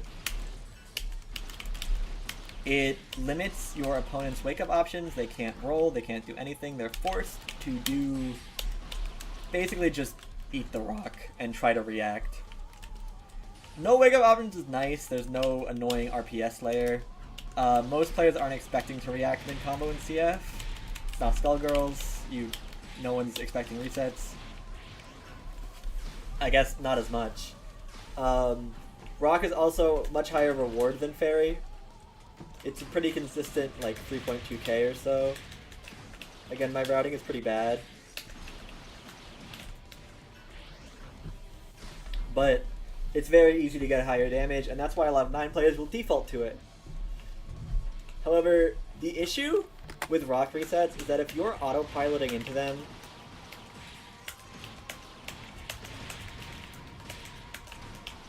you can't get it confirmed from the standard range freeze will give you mid-screen.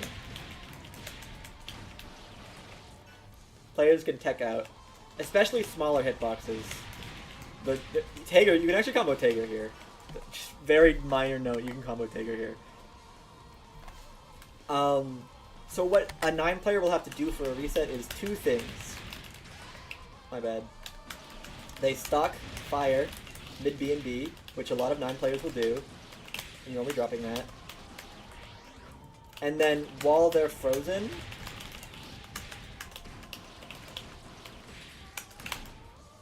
you can swap to the Fire and get Rock, sorry. And only 2 normals instead of 1. Pretty swag. Alternatively, if you don't stock in your B&B that much, or you got it off like a different confirm for some reason, you can do usually 4C into 5A to get less distance on your ground route. This is nice. It's nice you get a full combo on your reset. The issue is,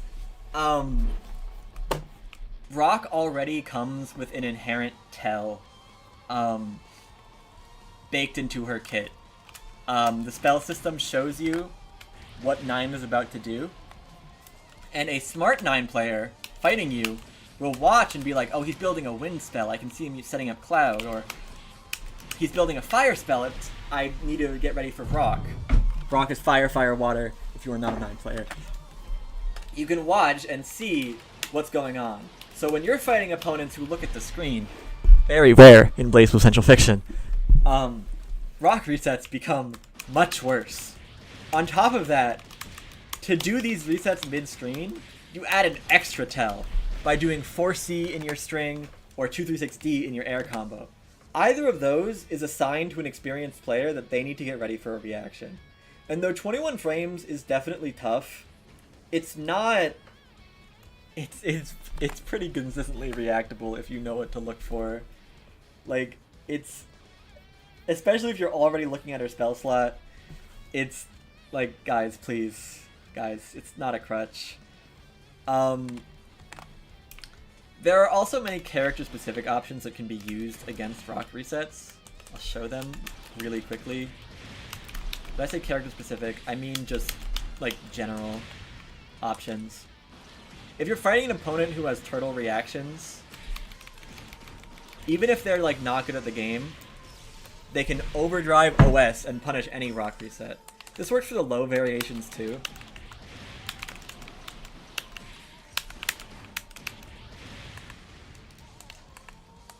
Overdrive OS, if you're unaware, is done by holding A, B, C, and then mashing the D button and hit stun. And it means that as soon as the combo ends, you will overdrive. Oops. If you're fighting a character with a very good OD like Hazama or Bang, you just killed yourself for going for a rock reset, and they didn't have to react to shit. It's an OS. It's not even like they're risking using burst by accident. This part. I don't know. I think the advantages of choosing real set play as 9 are pretty clear-cut. But I do want to stress having a restand like this in CF is very good. Jin players do ice resets all the time, and they're better, but like they're similar conceptually. I don't think a 9 player should not like know or use rock resets, far from it. I think they're an important part of her game plan and part of why it can be so stressful to fight her. But it is used as a crutch by many a player. And I feel especially mid-screen, I'll touch on rock resets more in the corner, where they do definitely get stronger. It is just objectively worse and less safe and less beneficial to your long-term game plan as choosing real set play. My only tip here is just don't use it as a crutch. If you're a 9 player and you've gotten far enough to watch this video, you probably know rock resets. So that's my thesis, please. Anyway.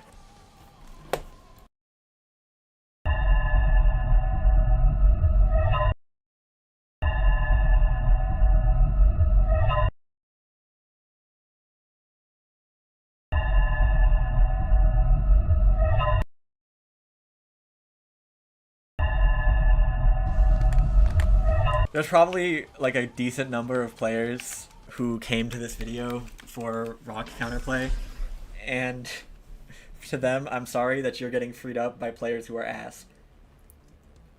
Anyway,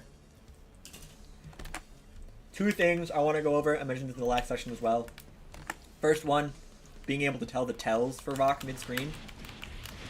9 cannot get a combo by just like raw dogging rock from here. She can on some really fat characters, but for the most part, the 9 player will need to do some extra tells in order to set this up. This will involve pressing 236D before the ice comes out, which a 9 player will only ever do if they want a rock reset. If you see that, get ready to react. And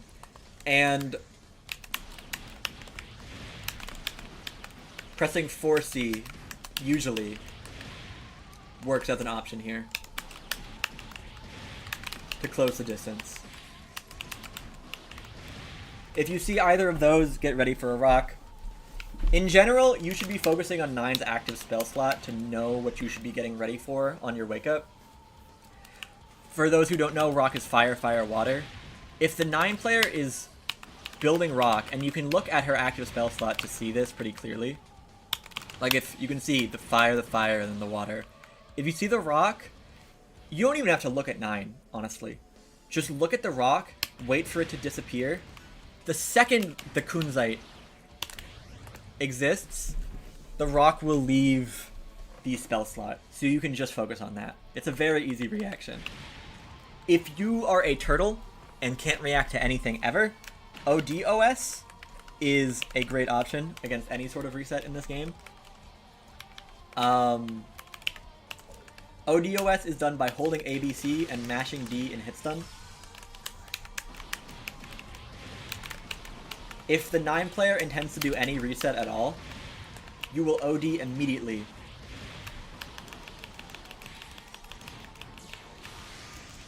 As you exit hit stun. This is just a pure OS. If the Kunzite is that far out, you actually can't do anything, but it should be closer most of the time. And then you can EA punish because your OD is as fast as possible. You can't actually OD EA punish Kunzite a lot of the time because it's so fast, but if you're doing an OD OS situation, you can. This is because your OD is being OS to come out as fast as possible. Obviously you don't have overdrive all the time, but this can be very devastating if you play a character with a super broken OD like Kokonoe or Hazama, who will just fucking murder 9 brutally for even thinking of going for an OS.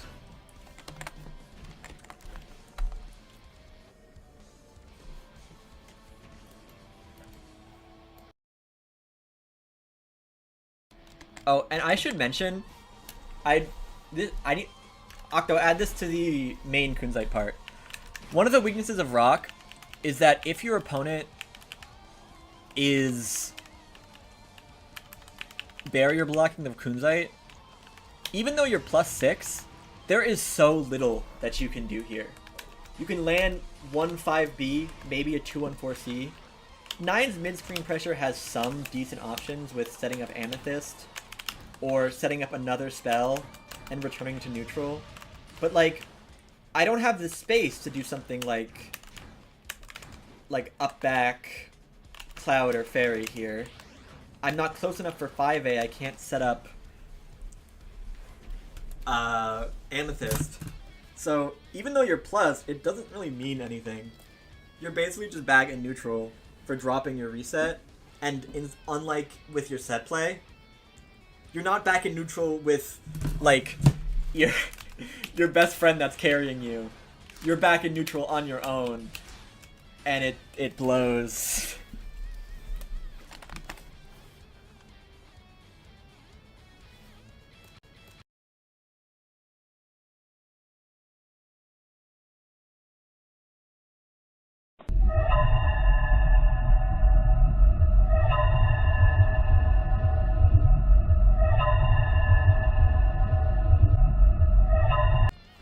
Okay, that is everything I have for Midscreen Setplay, plus resets, I guess that counts too.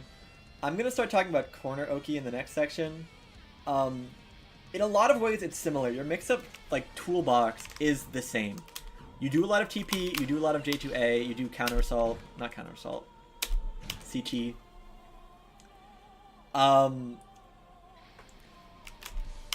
It's much easier to force your opponent to deal with them. Mid-screen, yes, your mix-ups are good, but it's a lot more of how well 9 can sort of chase you and force her turn once the set play has been activated, instead of immediately just going into some very scary mix-ups like she can do in the corner. There are very few characters in CF in general who get strong set play mid-screen, and the ones who do require a resource, think like Arakune needs Curse, Kokonoe needs Meteor for Super Ball. For what it is, 9's resourceless mid-screen Oki is pretty damn good, and is good at enabling her win condition of forcing the opponent into the corner, despite the opponent having the option to wiggle out. You didn't fail on your set play if your opponent didn't get mixed up, but if you can get them to eat a mix-up, it's even better. That's my mentality, personally. Anyway.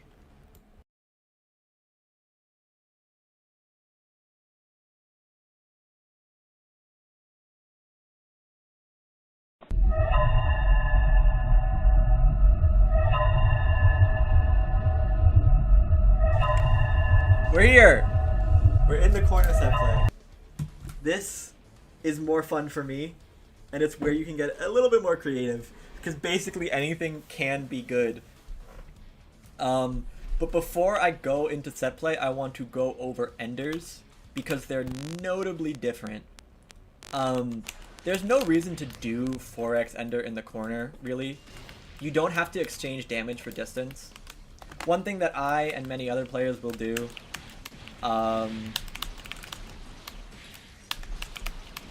is do like a micro walk 4x here, and that will cover all wake up options. You can also enter combos in this, which leaves you even closer by like a tiny margin.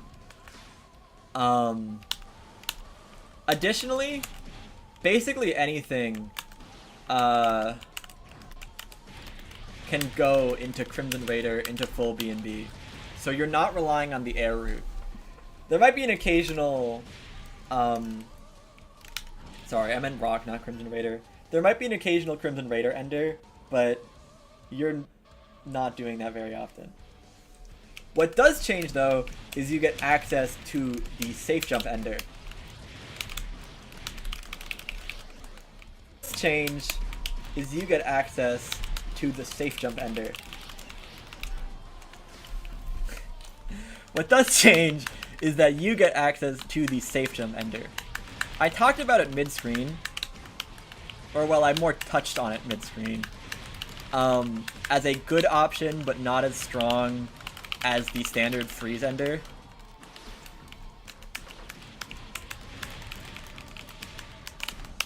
In the corner,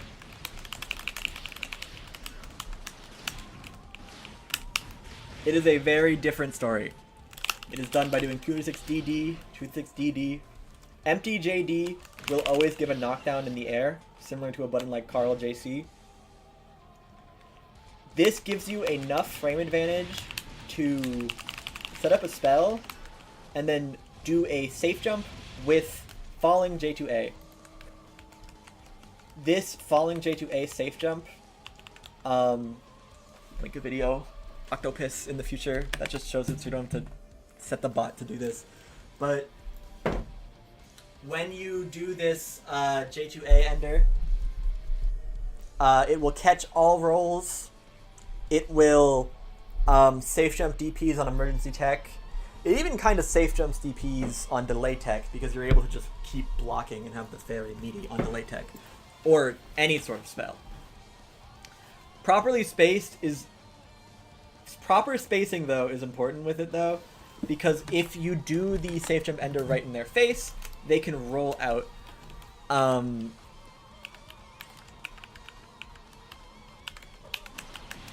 This is an error that I make a lot, and every time it happens, I get kind of pissed off. But that's not a real punish. They can just leave.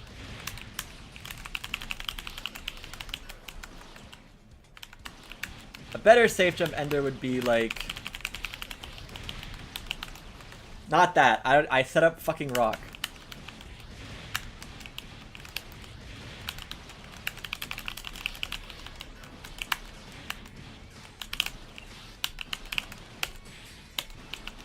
This distance right here is perfect.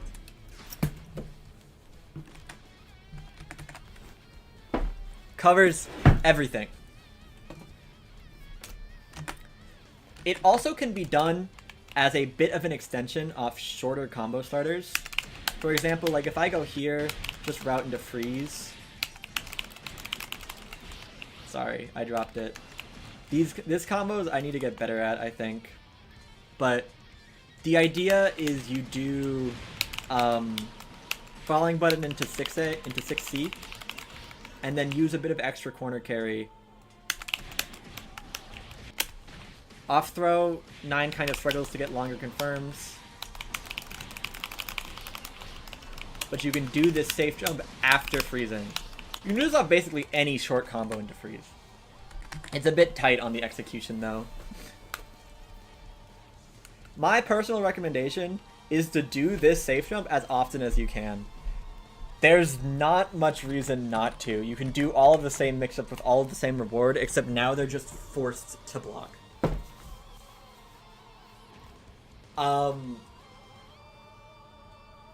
Are there any situations where you don't do safe jump ender though? There's a few. There's definitely a lot of times on 9 where you want to keep a spell in your stock slot for whatever reason. Obviously there you won't have an empty stock slot, so you cannot end your combos in the safe jump ender. Additionally, if you're fighting a character that doesn't have a good reversal or good defensive options, or a player who just doesn't like to jump or roll very much, there's not much reason to do the safe jump ender over the standard route, and the standard route can be a bit more consistent off many starters.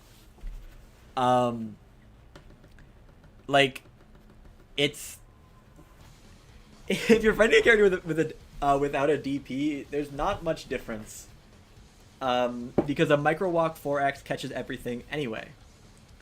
Your mix of options do differ slightly, but they're basically equally as good. Yeah, I don't know. Overall, I think the safe jump is stronger, and I think more 9 players should be applying it in the corner. I'll go over some safe jump specific setups when I go over the specific spells. But this is another ender which is just as relevant as a standard falling, freeze, button 3C ender. 9 has issues with players who can just gamble the fuck out of her and RPS a lot. And being able to just nullify that very easily with the corner safe jump is part of the reason her set play is so good. Part of the reason a lot of 9 players' gameplay pisses me off because they choose to not go for it for no reason. Anyway.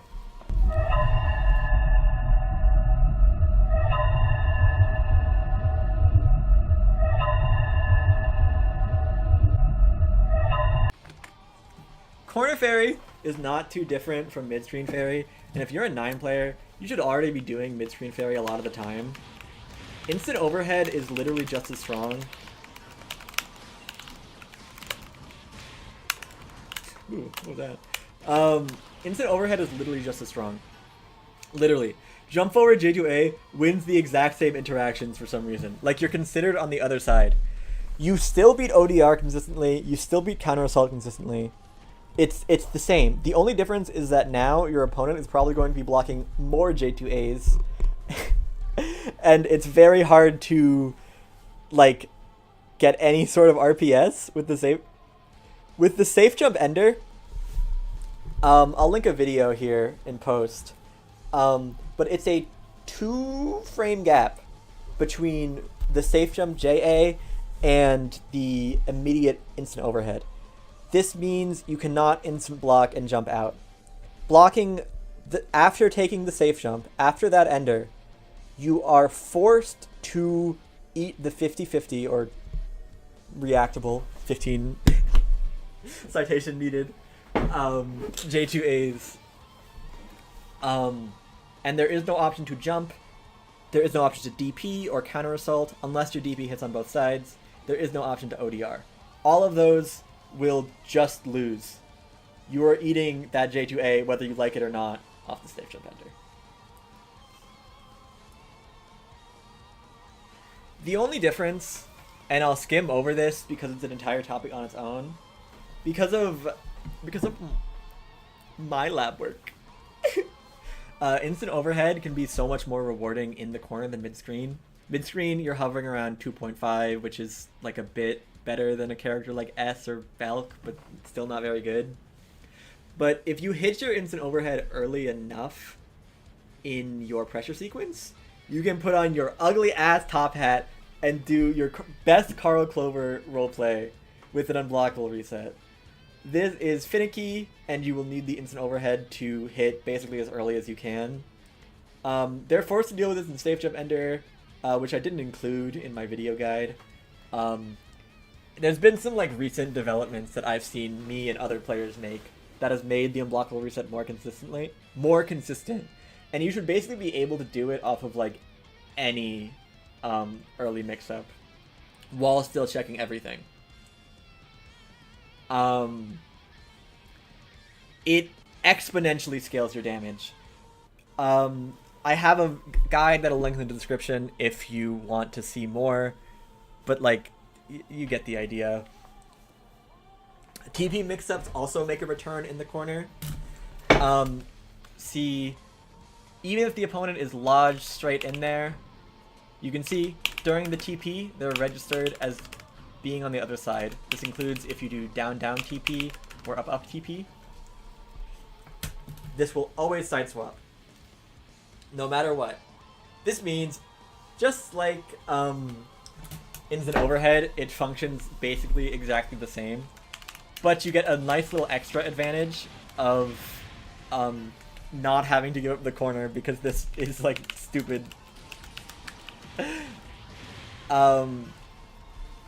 You can also do unblockable resets off this very consistently. It's easier than J2A, if anything.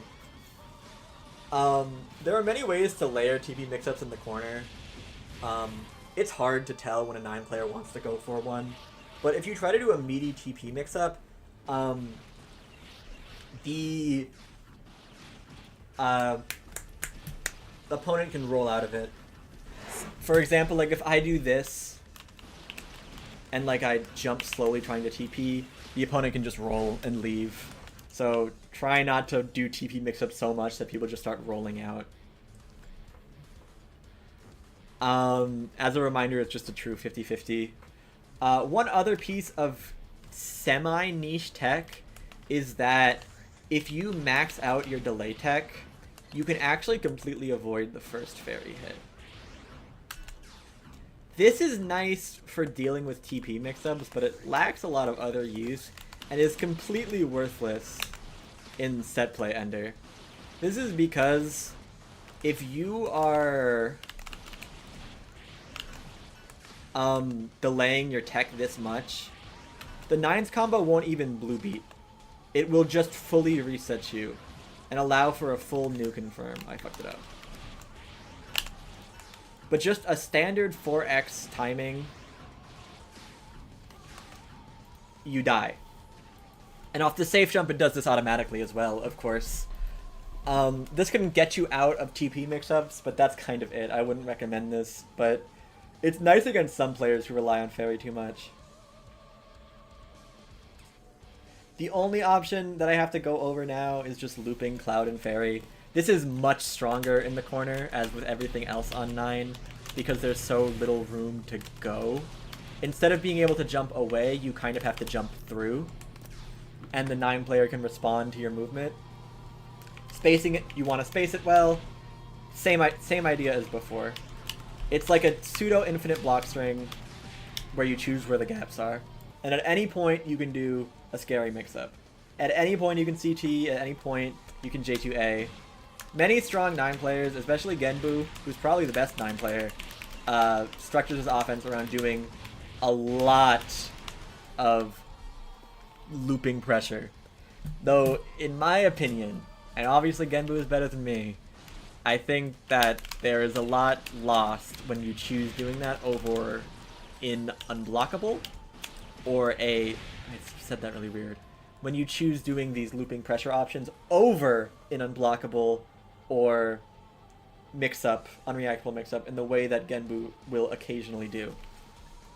Once you set up Cloud under Fairy, there's a lot of ways to Unblockable your opponent.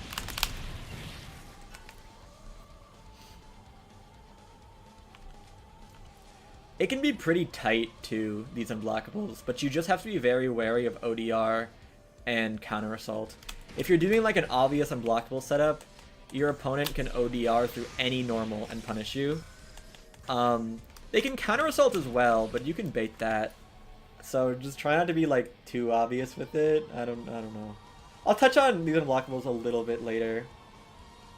Okay, I'm adding something in post again. This is two things. I didn't put an example of a good 4x roll catch combo, and also I didn't put an example of doing the roll catch, fairy, cloud, restand, unblockable like I did in the screen. So here it is.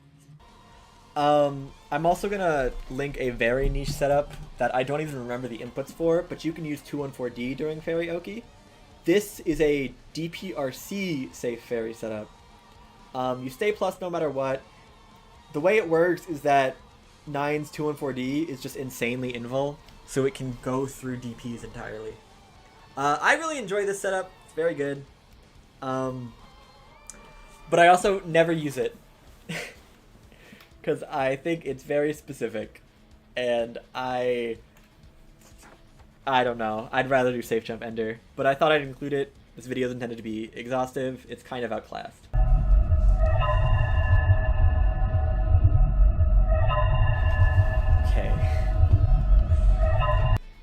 Okay, fuck. Okay, so if 9 is doing 4x to catch your meaty, and you play a character with the DP, you can actually DP this. The 9 might not 4x, but if they don't 4x, then you can roll. But you can see here, this 4x, it'll lose to my DP. If a 9 wants to beat DP, they have to do like 4B and space themselves out, which won't work on every reversal and limits their offense a little bit. That's all I can say on that knockdown specifically. Off of the safe jump knockdown, you're kind of just holding that shit. If you have a meterless DP, you can DP in the small gap between the falling J2A and an instant overhead. But 9 can also go straight into a gapless low, which will catch any sort of DP input.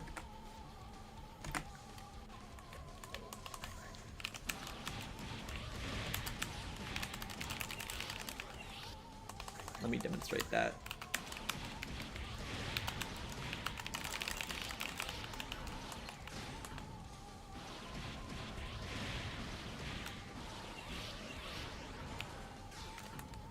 I didn't demonstrate that. Whatever. It'll catch DP inputs, the low is gapless.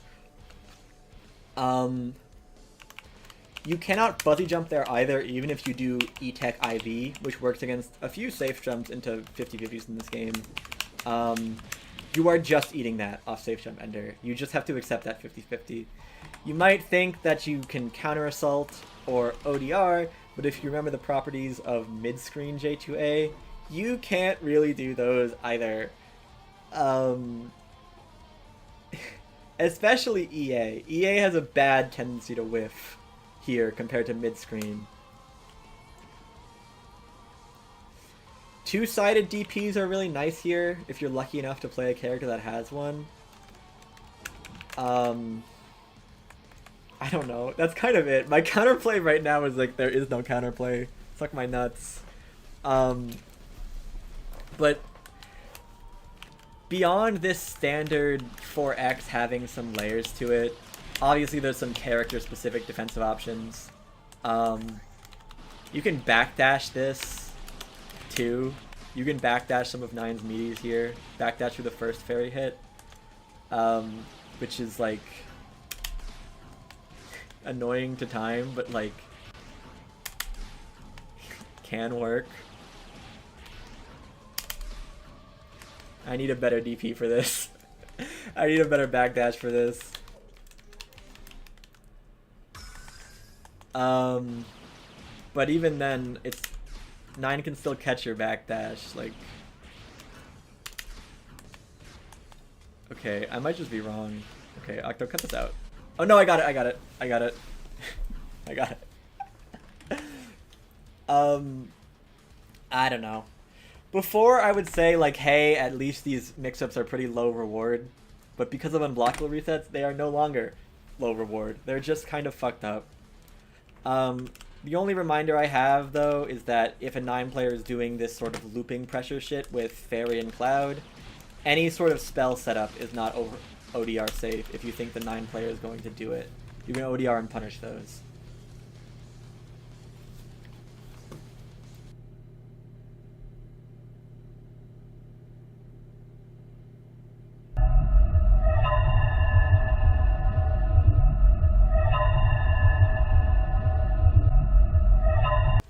Corner Seed off the standard knockdown is basically the same as Midscreen Seed standard knockdown. And it's a lot to reiterate, so if you want to just go back and click those sections, you can do that. But it has the same like weird, hard to fuzzy unblockable setup, and the same, you can roll, but you can't do anything after rolling. It's okay. It's okay. You're just creating hard to blockable situations. Off E-Tech, you have this, you can react and do this immediate J2A. This is jumpable if you make it a true unblockable. It is not jumpable if it's a more fuzzyable unblockable. It's up to you as a 9 player to decide how to do this.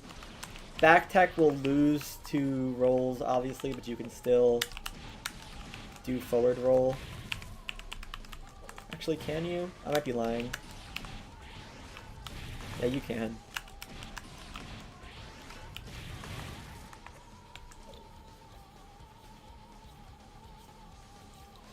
The only thing that I think is really different significantly in this Oki. Oh, I need to talk about delay tech again. Fuck. Delay tech, you can always fuzzy block the unblockable setup if Naya's delay teching you. It just depends on when that timing is, and it's really weird and hard to deal with. But rolling forward is a pretty consistent option here. The only thing that I would say is different is that seed is a bit more worth going for, if anything, because 9 has pretty solid corner pressure. If your mix-up fails, it's not like you're going back to neutral. This is not a pressure guide, and I'm definitely not the right person to make a pressure guide. But some examples of some stuff you can do: TK Amethyst is a great pressure reset. You're still air actionable after it, so you can chase anyone trying to jump out. 9 has 4 fucking lows, so you're able to stagger those. You're able to get off many a rock while still keeping up your offense in the corner. And your frame data gets better when you reverse beat your normals. You also have pretty long stagger windows to take advantage of. If someone tries to jump out, it is a good idea to like jail them to the ground and force them to eat a rock. And one last thing, this is plus like 3. Level 2 ice is even, level 1 ice is slightly minus.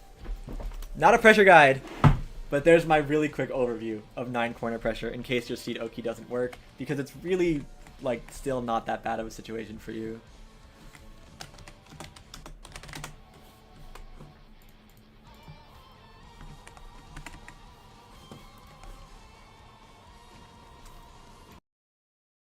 Okay. I've been lying this whole time a little bit. And by lying, I mean the standard ender is the same, but the safe jump ender is almost completely different in how you want to run your offense. Safe jump ender with 9 and seed Oki is very common. You see this a lot. This setup here, fuzzyable unblockable. Extremely fuzzyable unblockable. It's not even really a hard to blockable. This is an easy to blockable, as I like to call it. It catches all rolls, and even if they delay tech DP, you can just keep blocking while the fairy hits. I even catch people bursting with this all the time. It's great.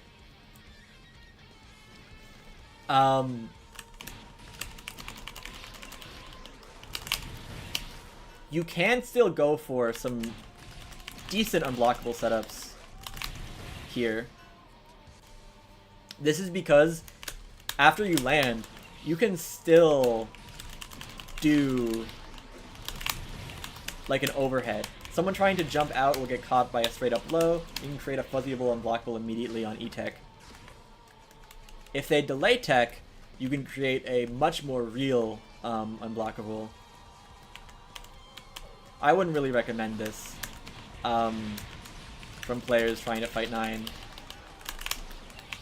Sorry, I'm sorry, I'm doing this at like 4 AM. But that creates a much more scary unblockable situation.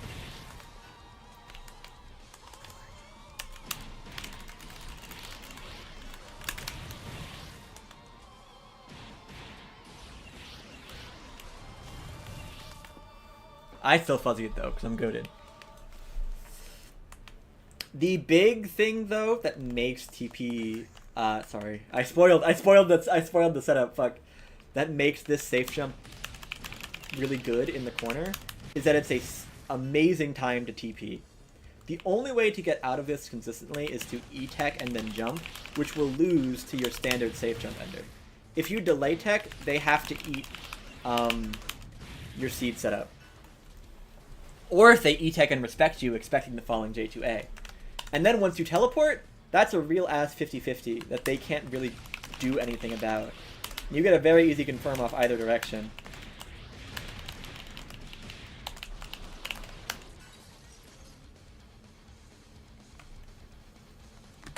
This is a great setup, and there isn't a consistent option out of it.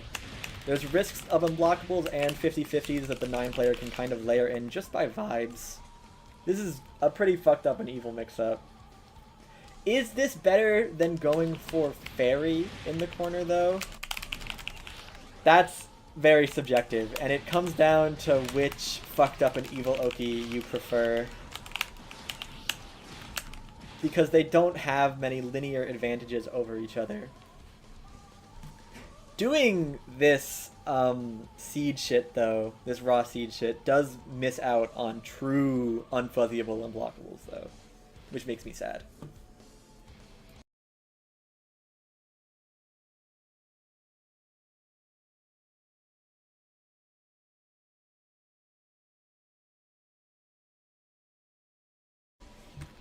For counterplay, I'll reiterate, if done off 3C, seed is basically the same.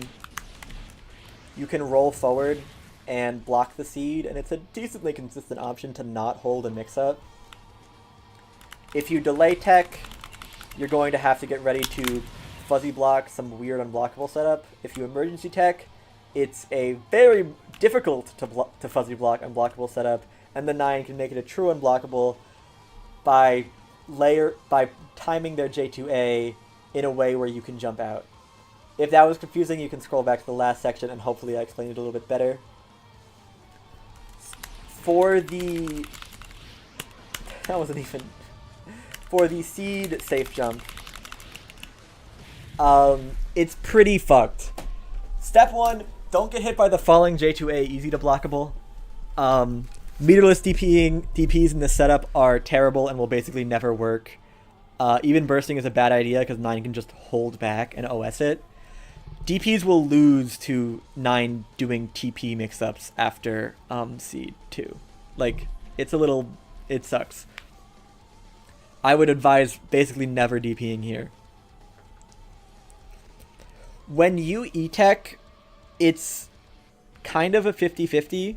Because you can either immediately jump, which will lose to J2A, your standard safe jump ender for the 9 player. Or, if you jump immediately...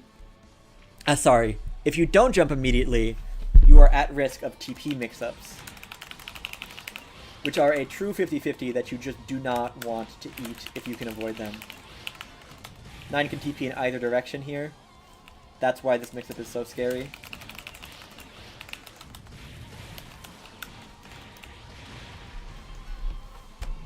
So, when you choose to not jump, and just take the easy to blockable, you're putting yourself at risk of this 50-50. You're always putting yourself at risk of some mix-up, and there is no safe option.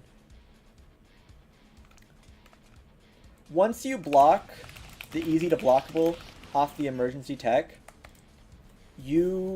off of emergency tech, you're home free. The second hit won't be a low. So even if the 9 does like an immediate J2A,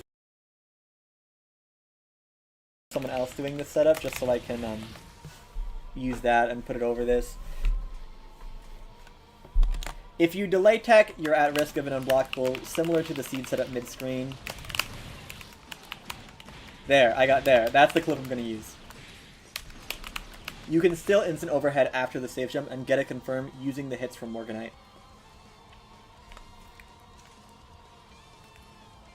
If you delay tech, then a 9 autopiloting into an instant overhead after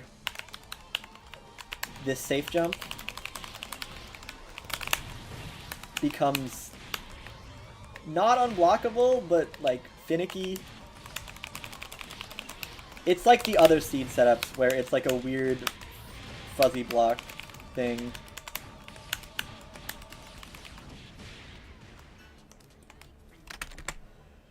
I don't know. Basically, there are some points where you can jump out. If you didn't E-tech and immediately jump on wake up, you have to hold the teleport 50-50. It's... Okay. TLDR, the flowchart. On the initial hit, you can jump or not. You can E-tech and choose to jump or not. If the 9 does falling J2A, it will catch jumps and DPs. If you don't jump, you can block it. Once blocking, you can jump in that gap. If the 9 does another instant J2A, that is a mix-up that you will just have to hold after blocking, so it's another guess point. If you delay tech...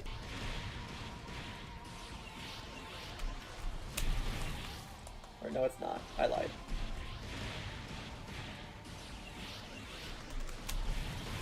This section needs so much editing. What the fuck am I even talking about?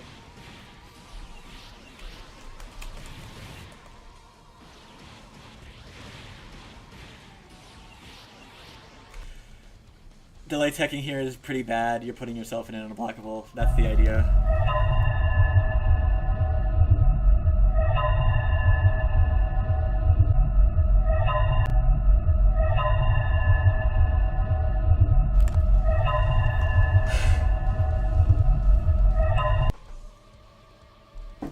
It has been something of a trend that Cloud is not very valuable on its own, and rather something that can be set up in pressure, but that 100% changes in the corner. I've talked about why Cloud is better in the corner, as there's less room to escape. But Cloud is also a pretty viable option to just be set up in the corner off any knockdown. Unlike Seed and Fairy, where the pros and cons are a little more subjective, I guess, there are pretty defined scenarios to where Cloud on its own is better. This is because Cloud creates very easy unblockable setups, especially if it's done as meaty as possible. You can go straight into it. This means if you're setting up Cloud and your opponent does not have a good defensive option, it can be a straight up checkmate. Small counter assaults can just whiff entirely against this setup as well, which I will demonstrate really quickly because I think this is worth showing. Fuck, I will demonstrate.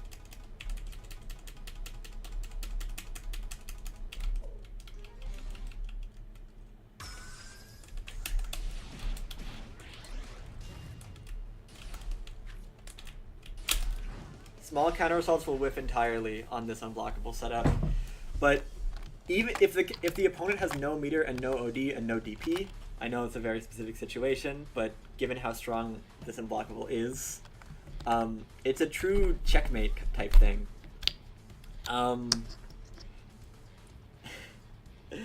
This is your Exodia setup, doing Cloud into unblockable. It will just win you the game sometimes.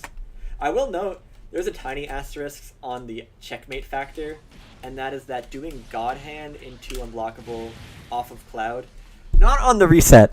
I want to clarify, not on the reset. It has to do with the distance. But doing it mid-block string, there will always be a way to fuzzy this unblockable because 214C is just a little bit too slow. So it will always come out like a little bit later. If you need a real unblockable though, you can just do this. Less damage, but will always be real. So I'm gonna be honest, it does not really matter that you can fuzzy Cloud unblockable. It's very hard to do consistently anyway. I don't know anyone who can. And you can also space it so it is real. It's just annoying. Sorry. I'm digressing.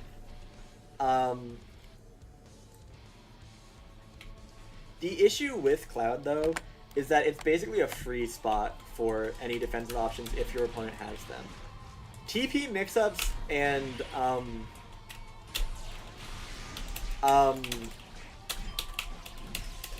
TP mix-ups and J2A are exceedingly safe, kind of bullshitly so. Unblockables are not. Cloud Oki, you got a meaty with a button that can get DP'd, press more buttons that can get ODR'd,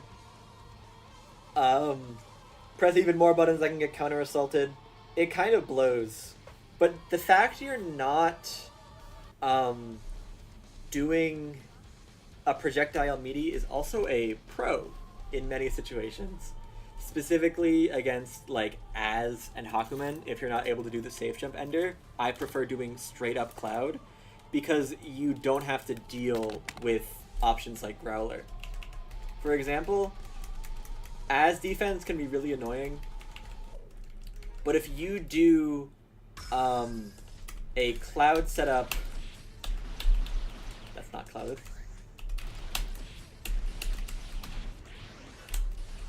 Into 2B. He can't Growler, obviously, but the 2B will low profile his DP.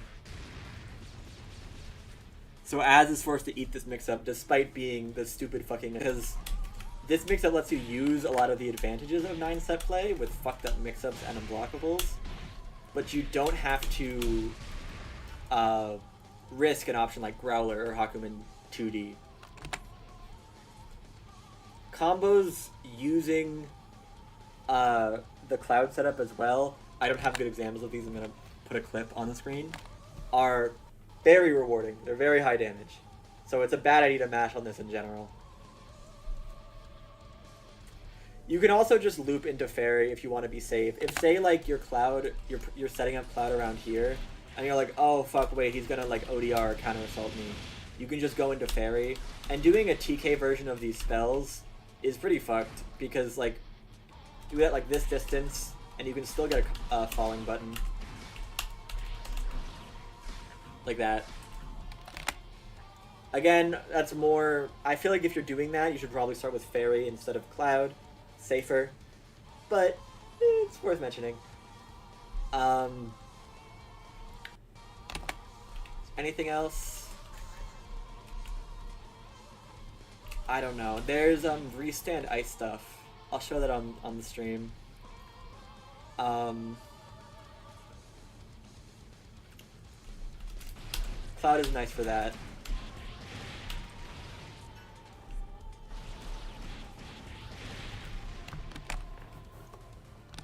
I will say though, I'm going to be talking about some pretty important counterplay to Raw Cloud that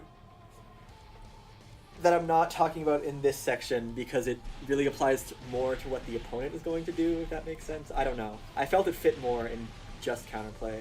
So if you're like, wait, I just want to Cloud all the time, or like you just want to Cloud more, you should probably check out this upcoming section.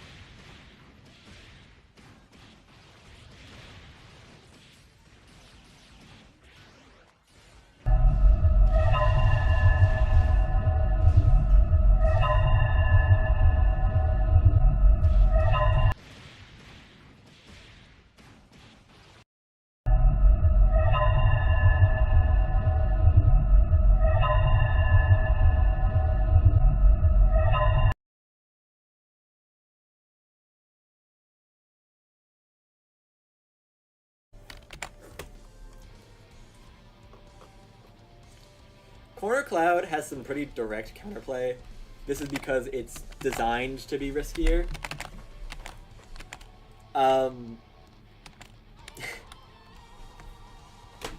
It's designed to be riskier because it leads you into the unblockable so much faster.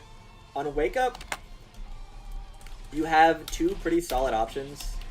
What I would suggest though is E-Tech and immediately barrier and try to IB as much as you can.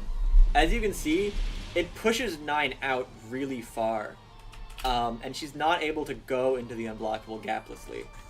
IBing like this forces Nine to make a gap in her unblockable setup. This can be done by doing like a slow jump in J2X. That's probably the most common, or just delaying her normals a lot. That's pretty cool. I'd advise against fuzzy jumping without IBing towards this distance. Because 9 has like a comical amount of lows, it's likely that she will just like get owned for trying to fuzzy jump without the 9 even explicitly trying to catch it. But if you've IB'd her to like around here, sorry, 9 buttons are too big, to like around here, which can happen, then fuzzy jumping is pretty consistent. Your other option, which I don't like as much, but is definitely worth something, is maxing delay tech, like doing it literally as long as you can. If you do that, 9 cannot set up the unblockable before the cloud comes out.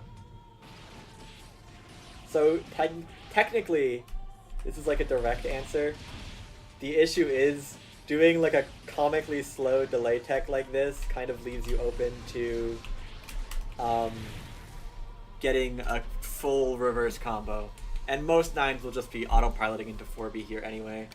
I definitely think IBB is your best choice. A smart 9 will be able to notice that you're IBing her though, and go into Fairy instead. This is why, again, you see Genbu do this a lot. Like, oh, I'm getting IB'd out of range for my unblockable, that's fine, I'll just loop my fucked up infinite block string and then go into my instant overhead. This is pretty sad, but you didn't get unblockable. So, yay! That's better.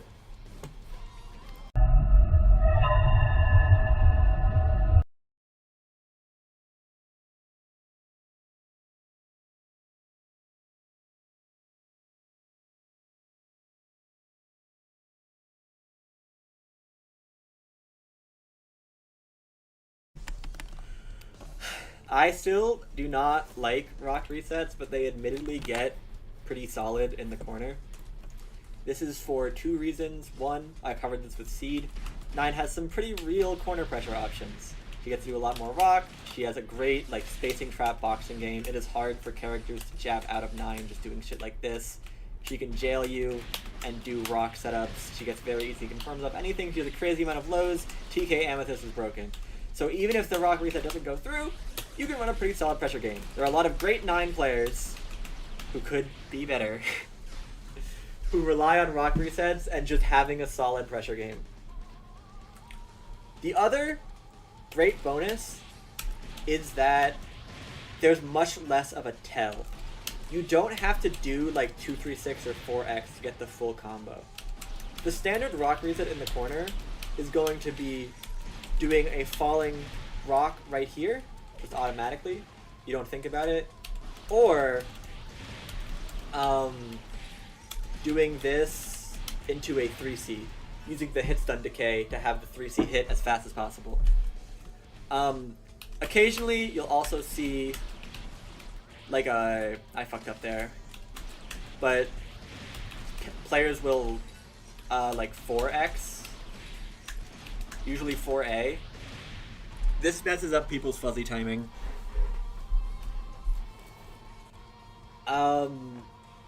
So yeah, it's better for those 2 reasons, and I think those are worth keeping in mind.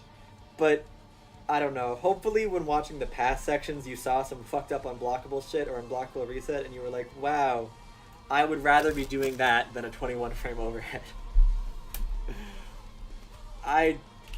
It also carries the same weakness to ODR.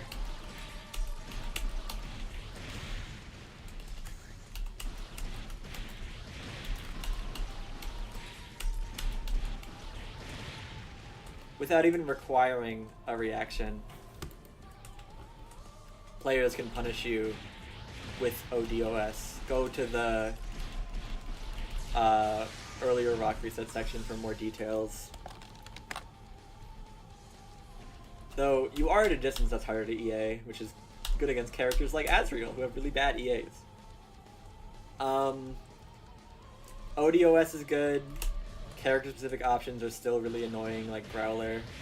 It's far from risk-free. It is more dangerous than your other set play, while also being more reactable. It's just easier, and you can autopilot into it. Still though, despite my statements, I do think rock resets are good. Even at the highest level of 9-player, people do this pretty often. But they're just like mid-screen, even though they're better, they're still an option just to be pressed as a mix-up, as something unexpected. That is the strength of rock resets. They're a good option to keep your opponent on their toes. It is not a crutch, like many 9 players use it. You can kind of get by using it only because like 9's corner pressure is like pretty solid. Double low. But hopefully this video shows you don't know what you happened, you're missing. Boom. By... So she goes into her BNB goes in the ice reset, goes in unseeable 50-50. Yes, wrong. I get the fuck out of my room and don't ever come back here. Don't you ever come back here until you pick a real character.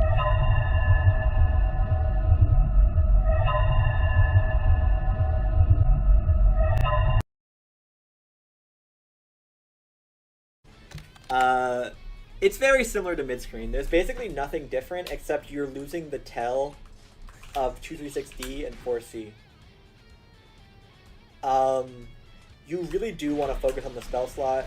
As a reminder, as soon as the 9-player presses Kunzite, the rock symbol will disappear from the active spell slot. So while you're paying attention to the 9-player being like, what spell is this 9-player going to use for Oki? You can see the rock immediately disappear and go, fuck, it's time to block high. You can also ODOS. I mentioned this before, it's done by holding ABC and mashing the D button. Technically, a 9-player can make a 1-frame gap with the rock reset to beat ODOS. ODOS loses to 1-frame gaps. But I'm gonna be honest, if a 9-player is doing rock resets, they are probably not thinking that far ahead. Once you've reacted to rock, you actually have to deal with 9 offense now. This is not a 9 pressure guide, so I don't have much counterplay. What I will say, as some loose, helpful tips, there are a lot of low-profile moves that can go under TK Amethyst if your character has one. They're usually still minus, but you don't have to block the TK Amethyst.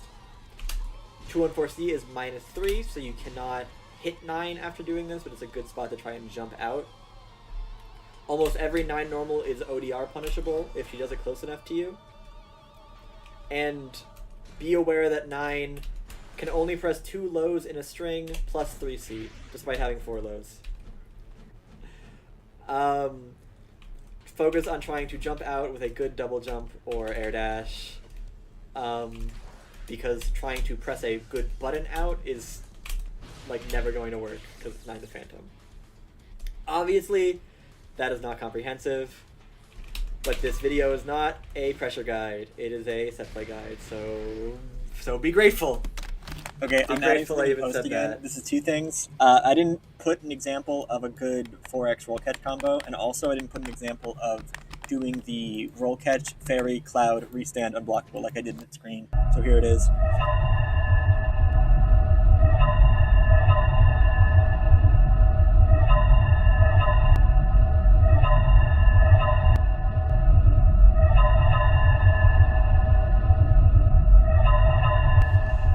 Okay. That is all of the main setups for 9 the Phantom. But I wanted this video to be exhaustive. I have shown a lot of varied and strong tools that hopefully demonstrate why 9 is scary and some of the few things that you can do against it. If you're only interested in counterplay or being like a decent 9, you can skip this part.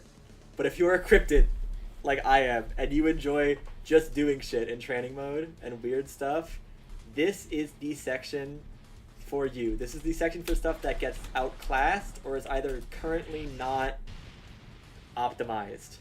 That and stuff that's just straight up bad. basically everything here is probably never going to be as good as the stuff that's already been listed, but I just want to talk about it. First off, Nephrite.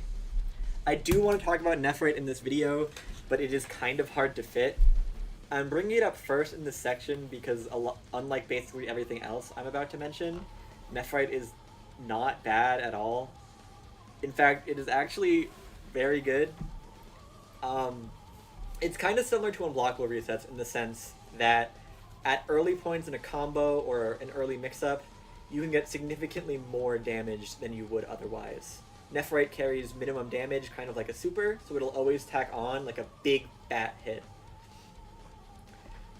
Even if it doesn't go off too, it creates a very scary situation for the opponent. And it is a barrier-only hit, and it drains a fuck ton of barrier. It's pretty damn scary to be blocking 9 in the corner while Nephrite is on you. And that's nice. The issue is, I think there's very few situations where you can justify setting up Nephrite over either stalking a spell or doing an unblockable reset. Unblockable resets are... They're kind of like Coco Super Ball resets versus Coco Ice resets if you know your CF history. Not to glaze myself, because unblockable resets on 9 are obviously not as good as Super Ball resets on Kokonoe. But Ice resets back in the day were the dev-intended and more common metered mix-up option for Kokonoe. They were very cool and very fun. But a lot of players like Goo and Moon, and especially Bananacan, started applying Super Ball resets as a use of meter instead, and it was just better. It allowed for more mix-ups, more damage, and even though Ice resets are far from bad, there's just so few reasons to ever press it over Super Ball. In my opinion, Nephrite is kind of the same. Like, half the situations where you could do Nephrite, you could just stock a spell that could be really useful later, like a rock. Or you could do an unblockable reset and get, like, double the damage that Nephrite would give you, a better knockdown, and a possible, like, more meter gain. Like, I don't know. It's just more damage. I don't know. I still like to go for Nephrite and the occasional Fairy Confirm because it does make players get scared, and it can be useful. It's not a bad spell. It's just not a great one either. Also, quick skeleton mix-up idea. If anyone watching this video is an Arakune knower, they will know a very niche bit of CF knowledge, which is that if a move needs to be barriered, it cannot be blocked frame 1 on a cross-up. It doesn't really work in training mode, but the way it works is that you can't input barrier on the first frame of blocking. So if a move, most typically C-Bug in this game, is made to cross up on the very first frame, it will just be completely unblockable. This applies to Nephrite as well. You can make real unblockables with Nephrite. And I know, it's pretty cool, unblockables on 9 the Phantom. I don't know if she, I don't know if she has any of those. I don't know if players have ever done that before. This is insane. This is a game changer. I can't wait to do my 1 frame link unblockable.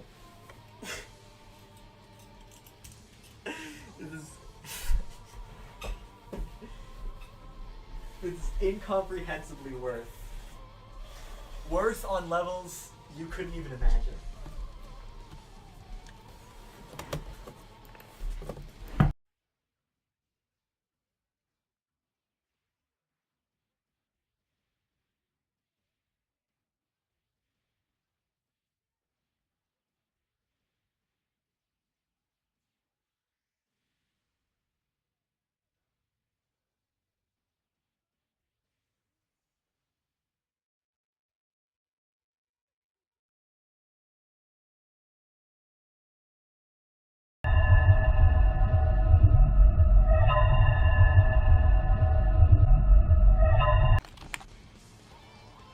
Cross has been explored by a lot of players in many ways. I'll show some setups on the screen I've seen from a few people. But after since it's nerfed from CF2 that I mourn every day, even though I didn't play CF1, it's really, really hard to make work. It can be used for instant overhead confirms that lead to a lot of corner carry, but in my opinion, it's just too awkward to route around and has almost no advantages over just using Fairy instead. It's just not a great move. One specific niche use that's possibly underutilized is using Cross for chip damage. Cloud, a charged CT, and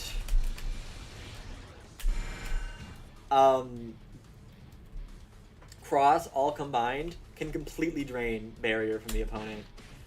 And obviously someone doesn't need to be barriering this whole time. Obviously. But I don't know. That's pretty solid. On top of that, 9 has a lot of good ways to access chip damage.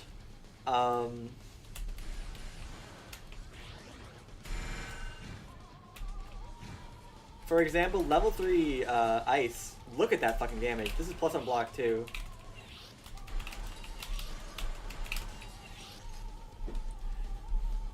She's also a character that has many a meterless CT confirmed. That's great as well. So basically, I think there's a possible use for Cross as a way to drain the last bit of barrier from an opponent. The issue is, as you may have noticed, when you're in this situation with Cloud setting up another spell, this is also the exact spot that you can just fucking unblockable people. And if you're in the situation to do that, why would I choose Danger State over like 4K in unblockable damage? It's like you're cooking a little too hard, I think. I don't know. I doubt that this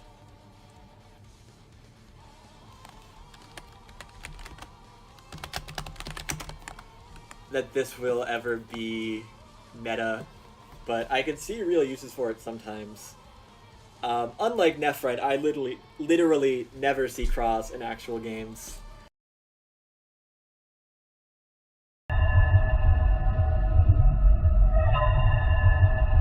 Mirror is not exactly a set play tool on its own, but it definitely has sauce. One use that I have actually used for it at different points is after a back roll tech chase. Blocking everything. Yeah, that's good. You can do this, and this will set up block behind them. And you can kind of do some Caro Clover sandwich shit. Unfortunately, even with this, I don't really feel like 9 has the best tools to take advantage of this. Like, there's not much here. If you're wondering, no, you do not get CT confirms with Cloud right there. Despite being able to kick Cloud for some reason. To kick Nephrite, I mean.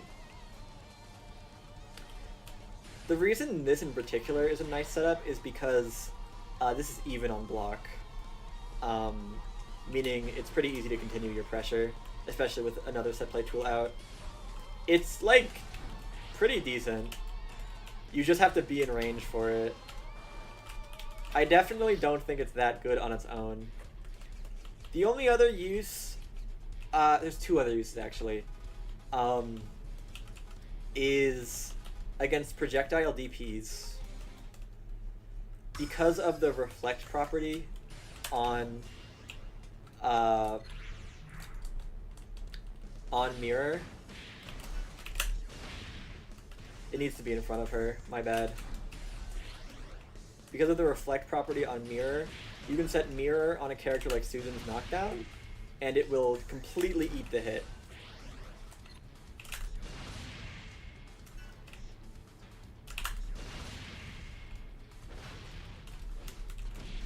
it's fun, but not. Given how many ways 9 has to safe jump and deal with reversals, I don't think this is that worth it. One final use, a really interesting property too, is that once 9's mirror absorbs a projectile, it will just start moving like really fast.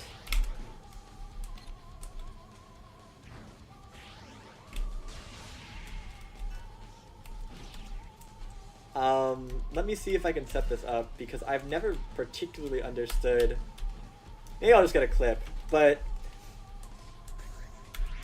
when you do this, and if you can get yourself, like, it's so annoying, between it, you know, like Carl Clover roleplay, kind of like the unblockable resets, you can, like, sandwich yourself in this spot, then you get some pretty cool pressure. And again,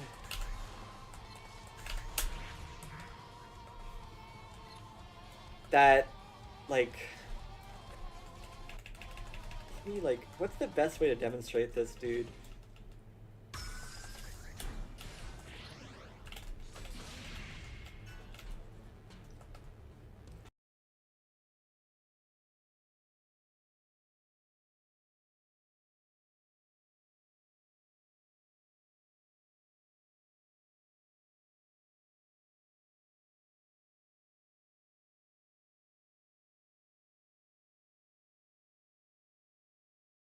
Finally, for the final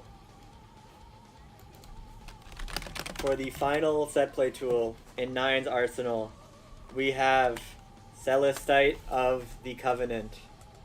Celestite of the Covenant is the worst move in the video game. That's not true. It's not the worst move in the video game, but it's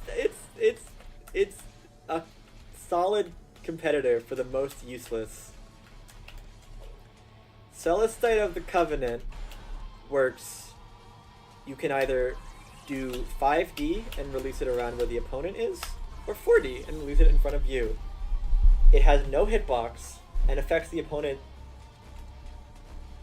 by not affecting the opponent until that little circle comes out.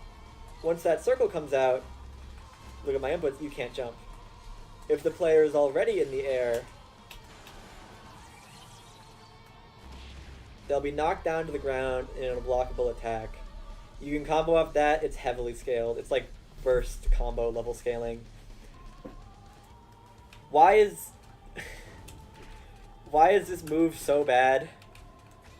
It has to do with the context of 9's kit and what you're giving up in order to set this up. In basically every way, Celestite is worse than Cloud. If you're trying to set up unblockables, there is very little reason to not do Cloud instead. The range on when they come out is around the same. You can't jump while blocking, so, like, why would I choose to do this one that just doesn't have a hitbox at all? They even last, like, a similar amount of time. It's so fucking bad. Yes, I think that Celestite is worse than shit like Teremi Parry and fucking...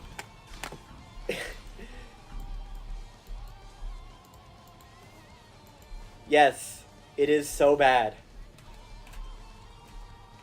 I have a long history with Gravity Well. Those who are in the know what it does. After a long time, it releases this vortex effect. While in it, you can't jump, and if you're in the air, you will be knocked to the ground.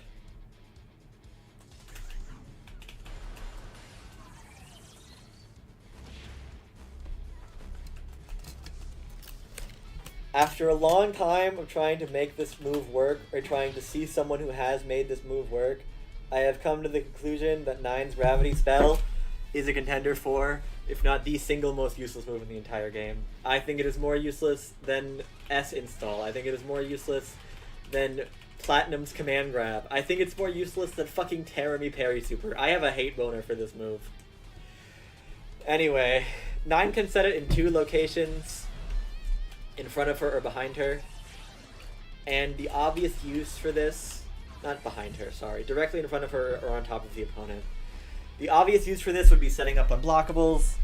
The issue is there is almost no situation where you would ever do gravity over Cloud for setting up unblockables. Cloud comes out after a similar amount of time, and there's actually a part of this game hard-coded that you can't jump in, and it's called block stun. You can't jump out of unblockables and block stun either, and you're at a distance where you can't counter assault or ODR anyway. So there is basically no reason to ever do this. I have seen many a setup involving gravity seed unblockables. I have seen so many. Here is one. It is fake. You can jump out. Here is another one. It is also fake. You can run out. Here is another one. You can hit 9 while she's setting it up. I'm going to put in some footage of me escaping similar setups in post. And as you can see, these are basically versions of the regular unblockable, except you cook too hard and make it way more complicated for no reason. I struggle to imagine a setup where gravity is useful. But hey, I said this video would be exhaustive. So fuck it. Alright. That's everything. I think it is best to add a conclusion to this sort of video, but there is not much to add. You can just skip to the parts you care about. But if you are here, thank you for watching. If you're a good 9 player and you think I said something wrong or misleading, let me know. You can just message me or comment. I make mistakes. I'm down to just add that comment I mentioned earlier in the video that has any corrections. I am down with completely remaking this video as well if some new setup gets found, if I missed something. If you didn't understand something I said, just add a comment, I'll answer. I read those. There's not going to be many comments, so I don't know why I wouldn't. My unblockable reset guide is in the description if you want to learn that, which is far from necessary and pretty hard. It's also a little outdated. I need to add a few more unblockable reset stuff that's more consistent. Like, I don't have safe jump into unblockable or 4x into unblockable. If you want to learn anything, just ask me. You can comment. I'm in the 9 Discord. I'm in NOL. I will not respond to you if you talk to me in the main Blaze Blue Discord. But you can just message me. It's fine. You can stop watching. I'm just going to yap now. This is unscripted. There's not going to be a pressure guide or neutral guide because I don't feel very confident in those. Though there is definitely a lot I could say. I could go over the layer 1, but I am far from the strongest 9 player. I just spend a lot of time in training mode, so I'm aware of a lot of these setups. And I care a lot about making these setups actually good. Remember, to every 9 player watching this, your win condition is the corner. Even in neutral, you want to play around getting your opponent towards the corner. TP smart, TP well. You should feel like you're checkmating the opponent once you get them there. It is tough to escape.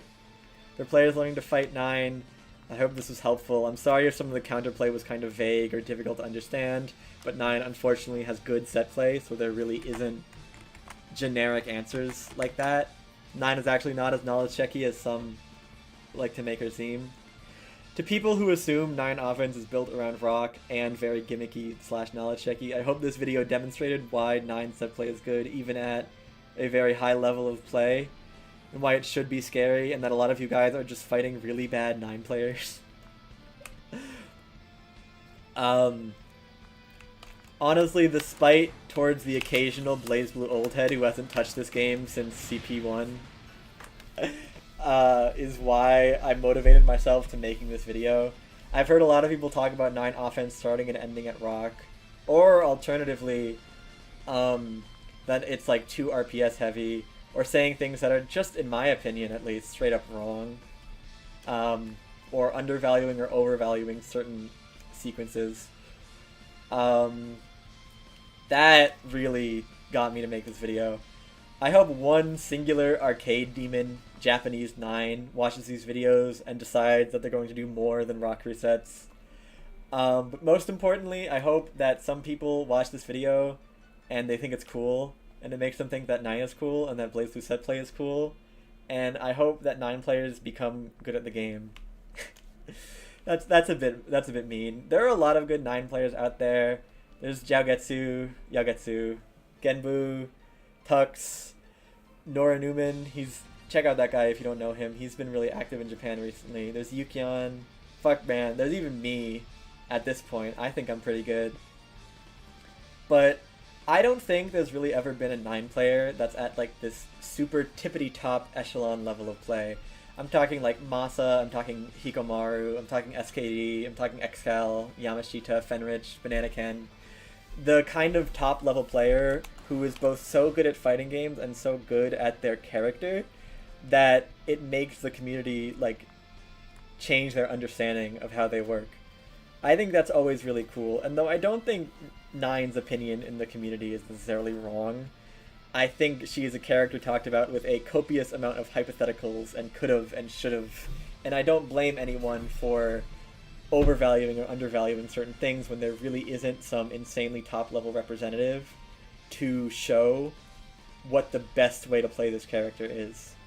She kind of reminds me of CF2 Kokonoe before Banana Ken, where there's like whispers of these super strong set play and tools, but only very loose esoteric footage. Also, I mean no disrespect to any really good 9 players. Yagetsu and Genbu. Genbu would never watch this fucking video, he's Japanese. But Genbu is great, but even then, like, every time I watch him play, like, Hikomaru or Masa, he just gets fucking washed. And I can see it, even a player like me, I can see the gaps in his set play and his offense. And I wish that there were 9 players who were at that level of gameplay who were also using 9's best offense. I really, really want a player to reach that tippity-top level with 9, and it's what motivates me to keep playing this game. Any player, honestly. It doesn't even need to be me. I just want someone to do all this stuff and do it well. And I think if that did happen, people would probably stop arguing about this character on the tier list, and she would go up. Though, I mean, she already is pretty high.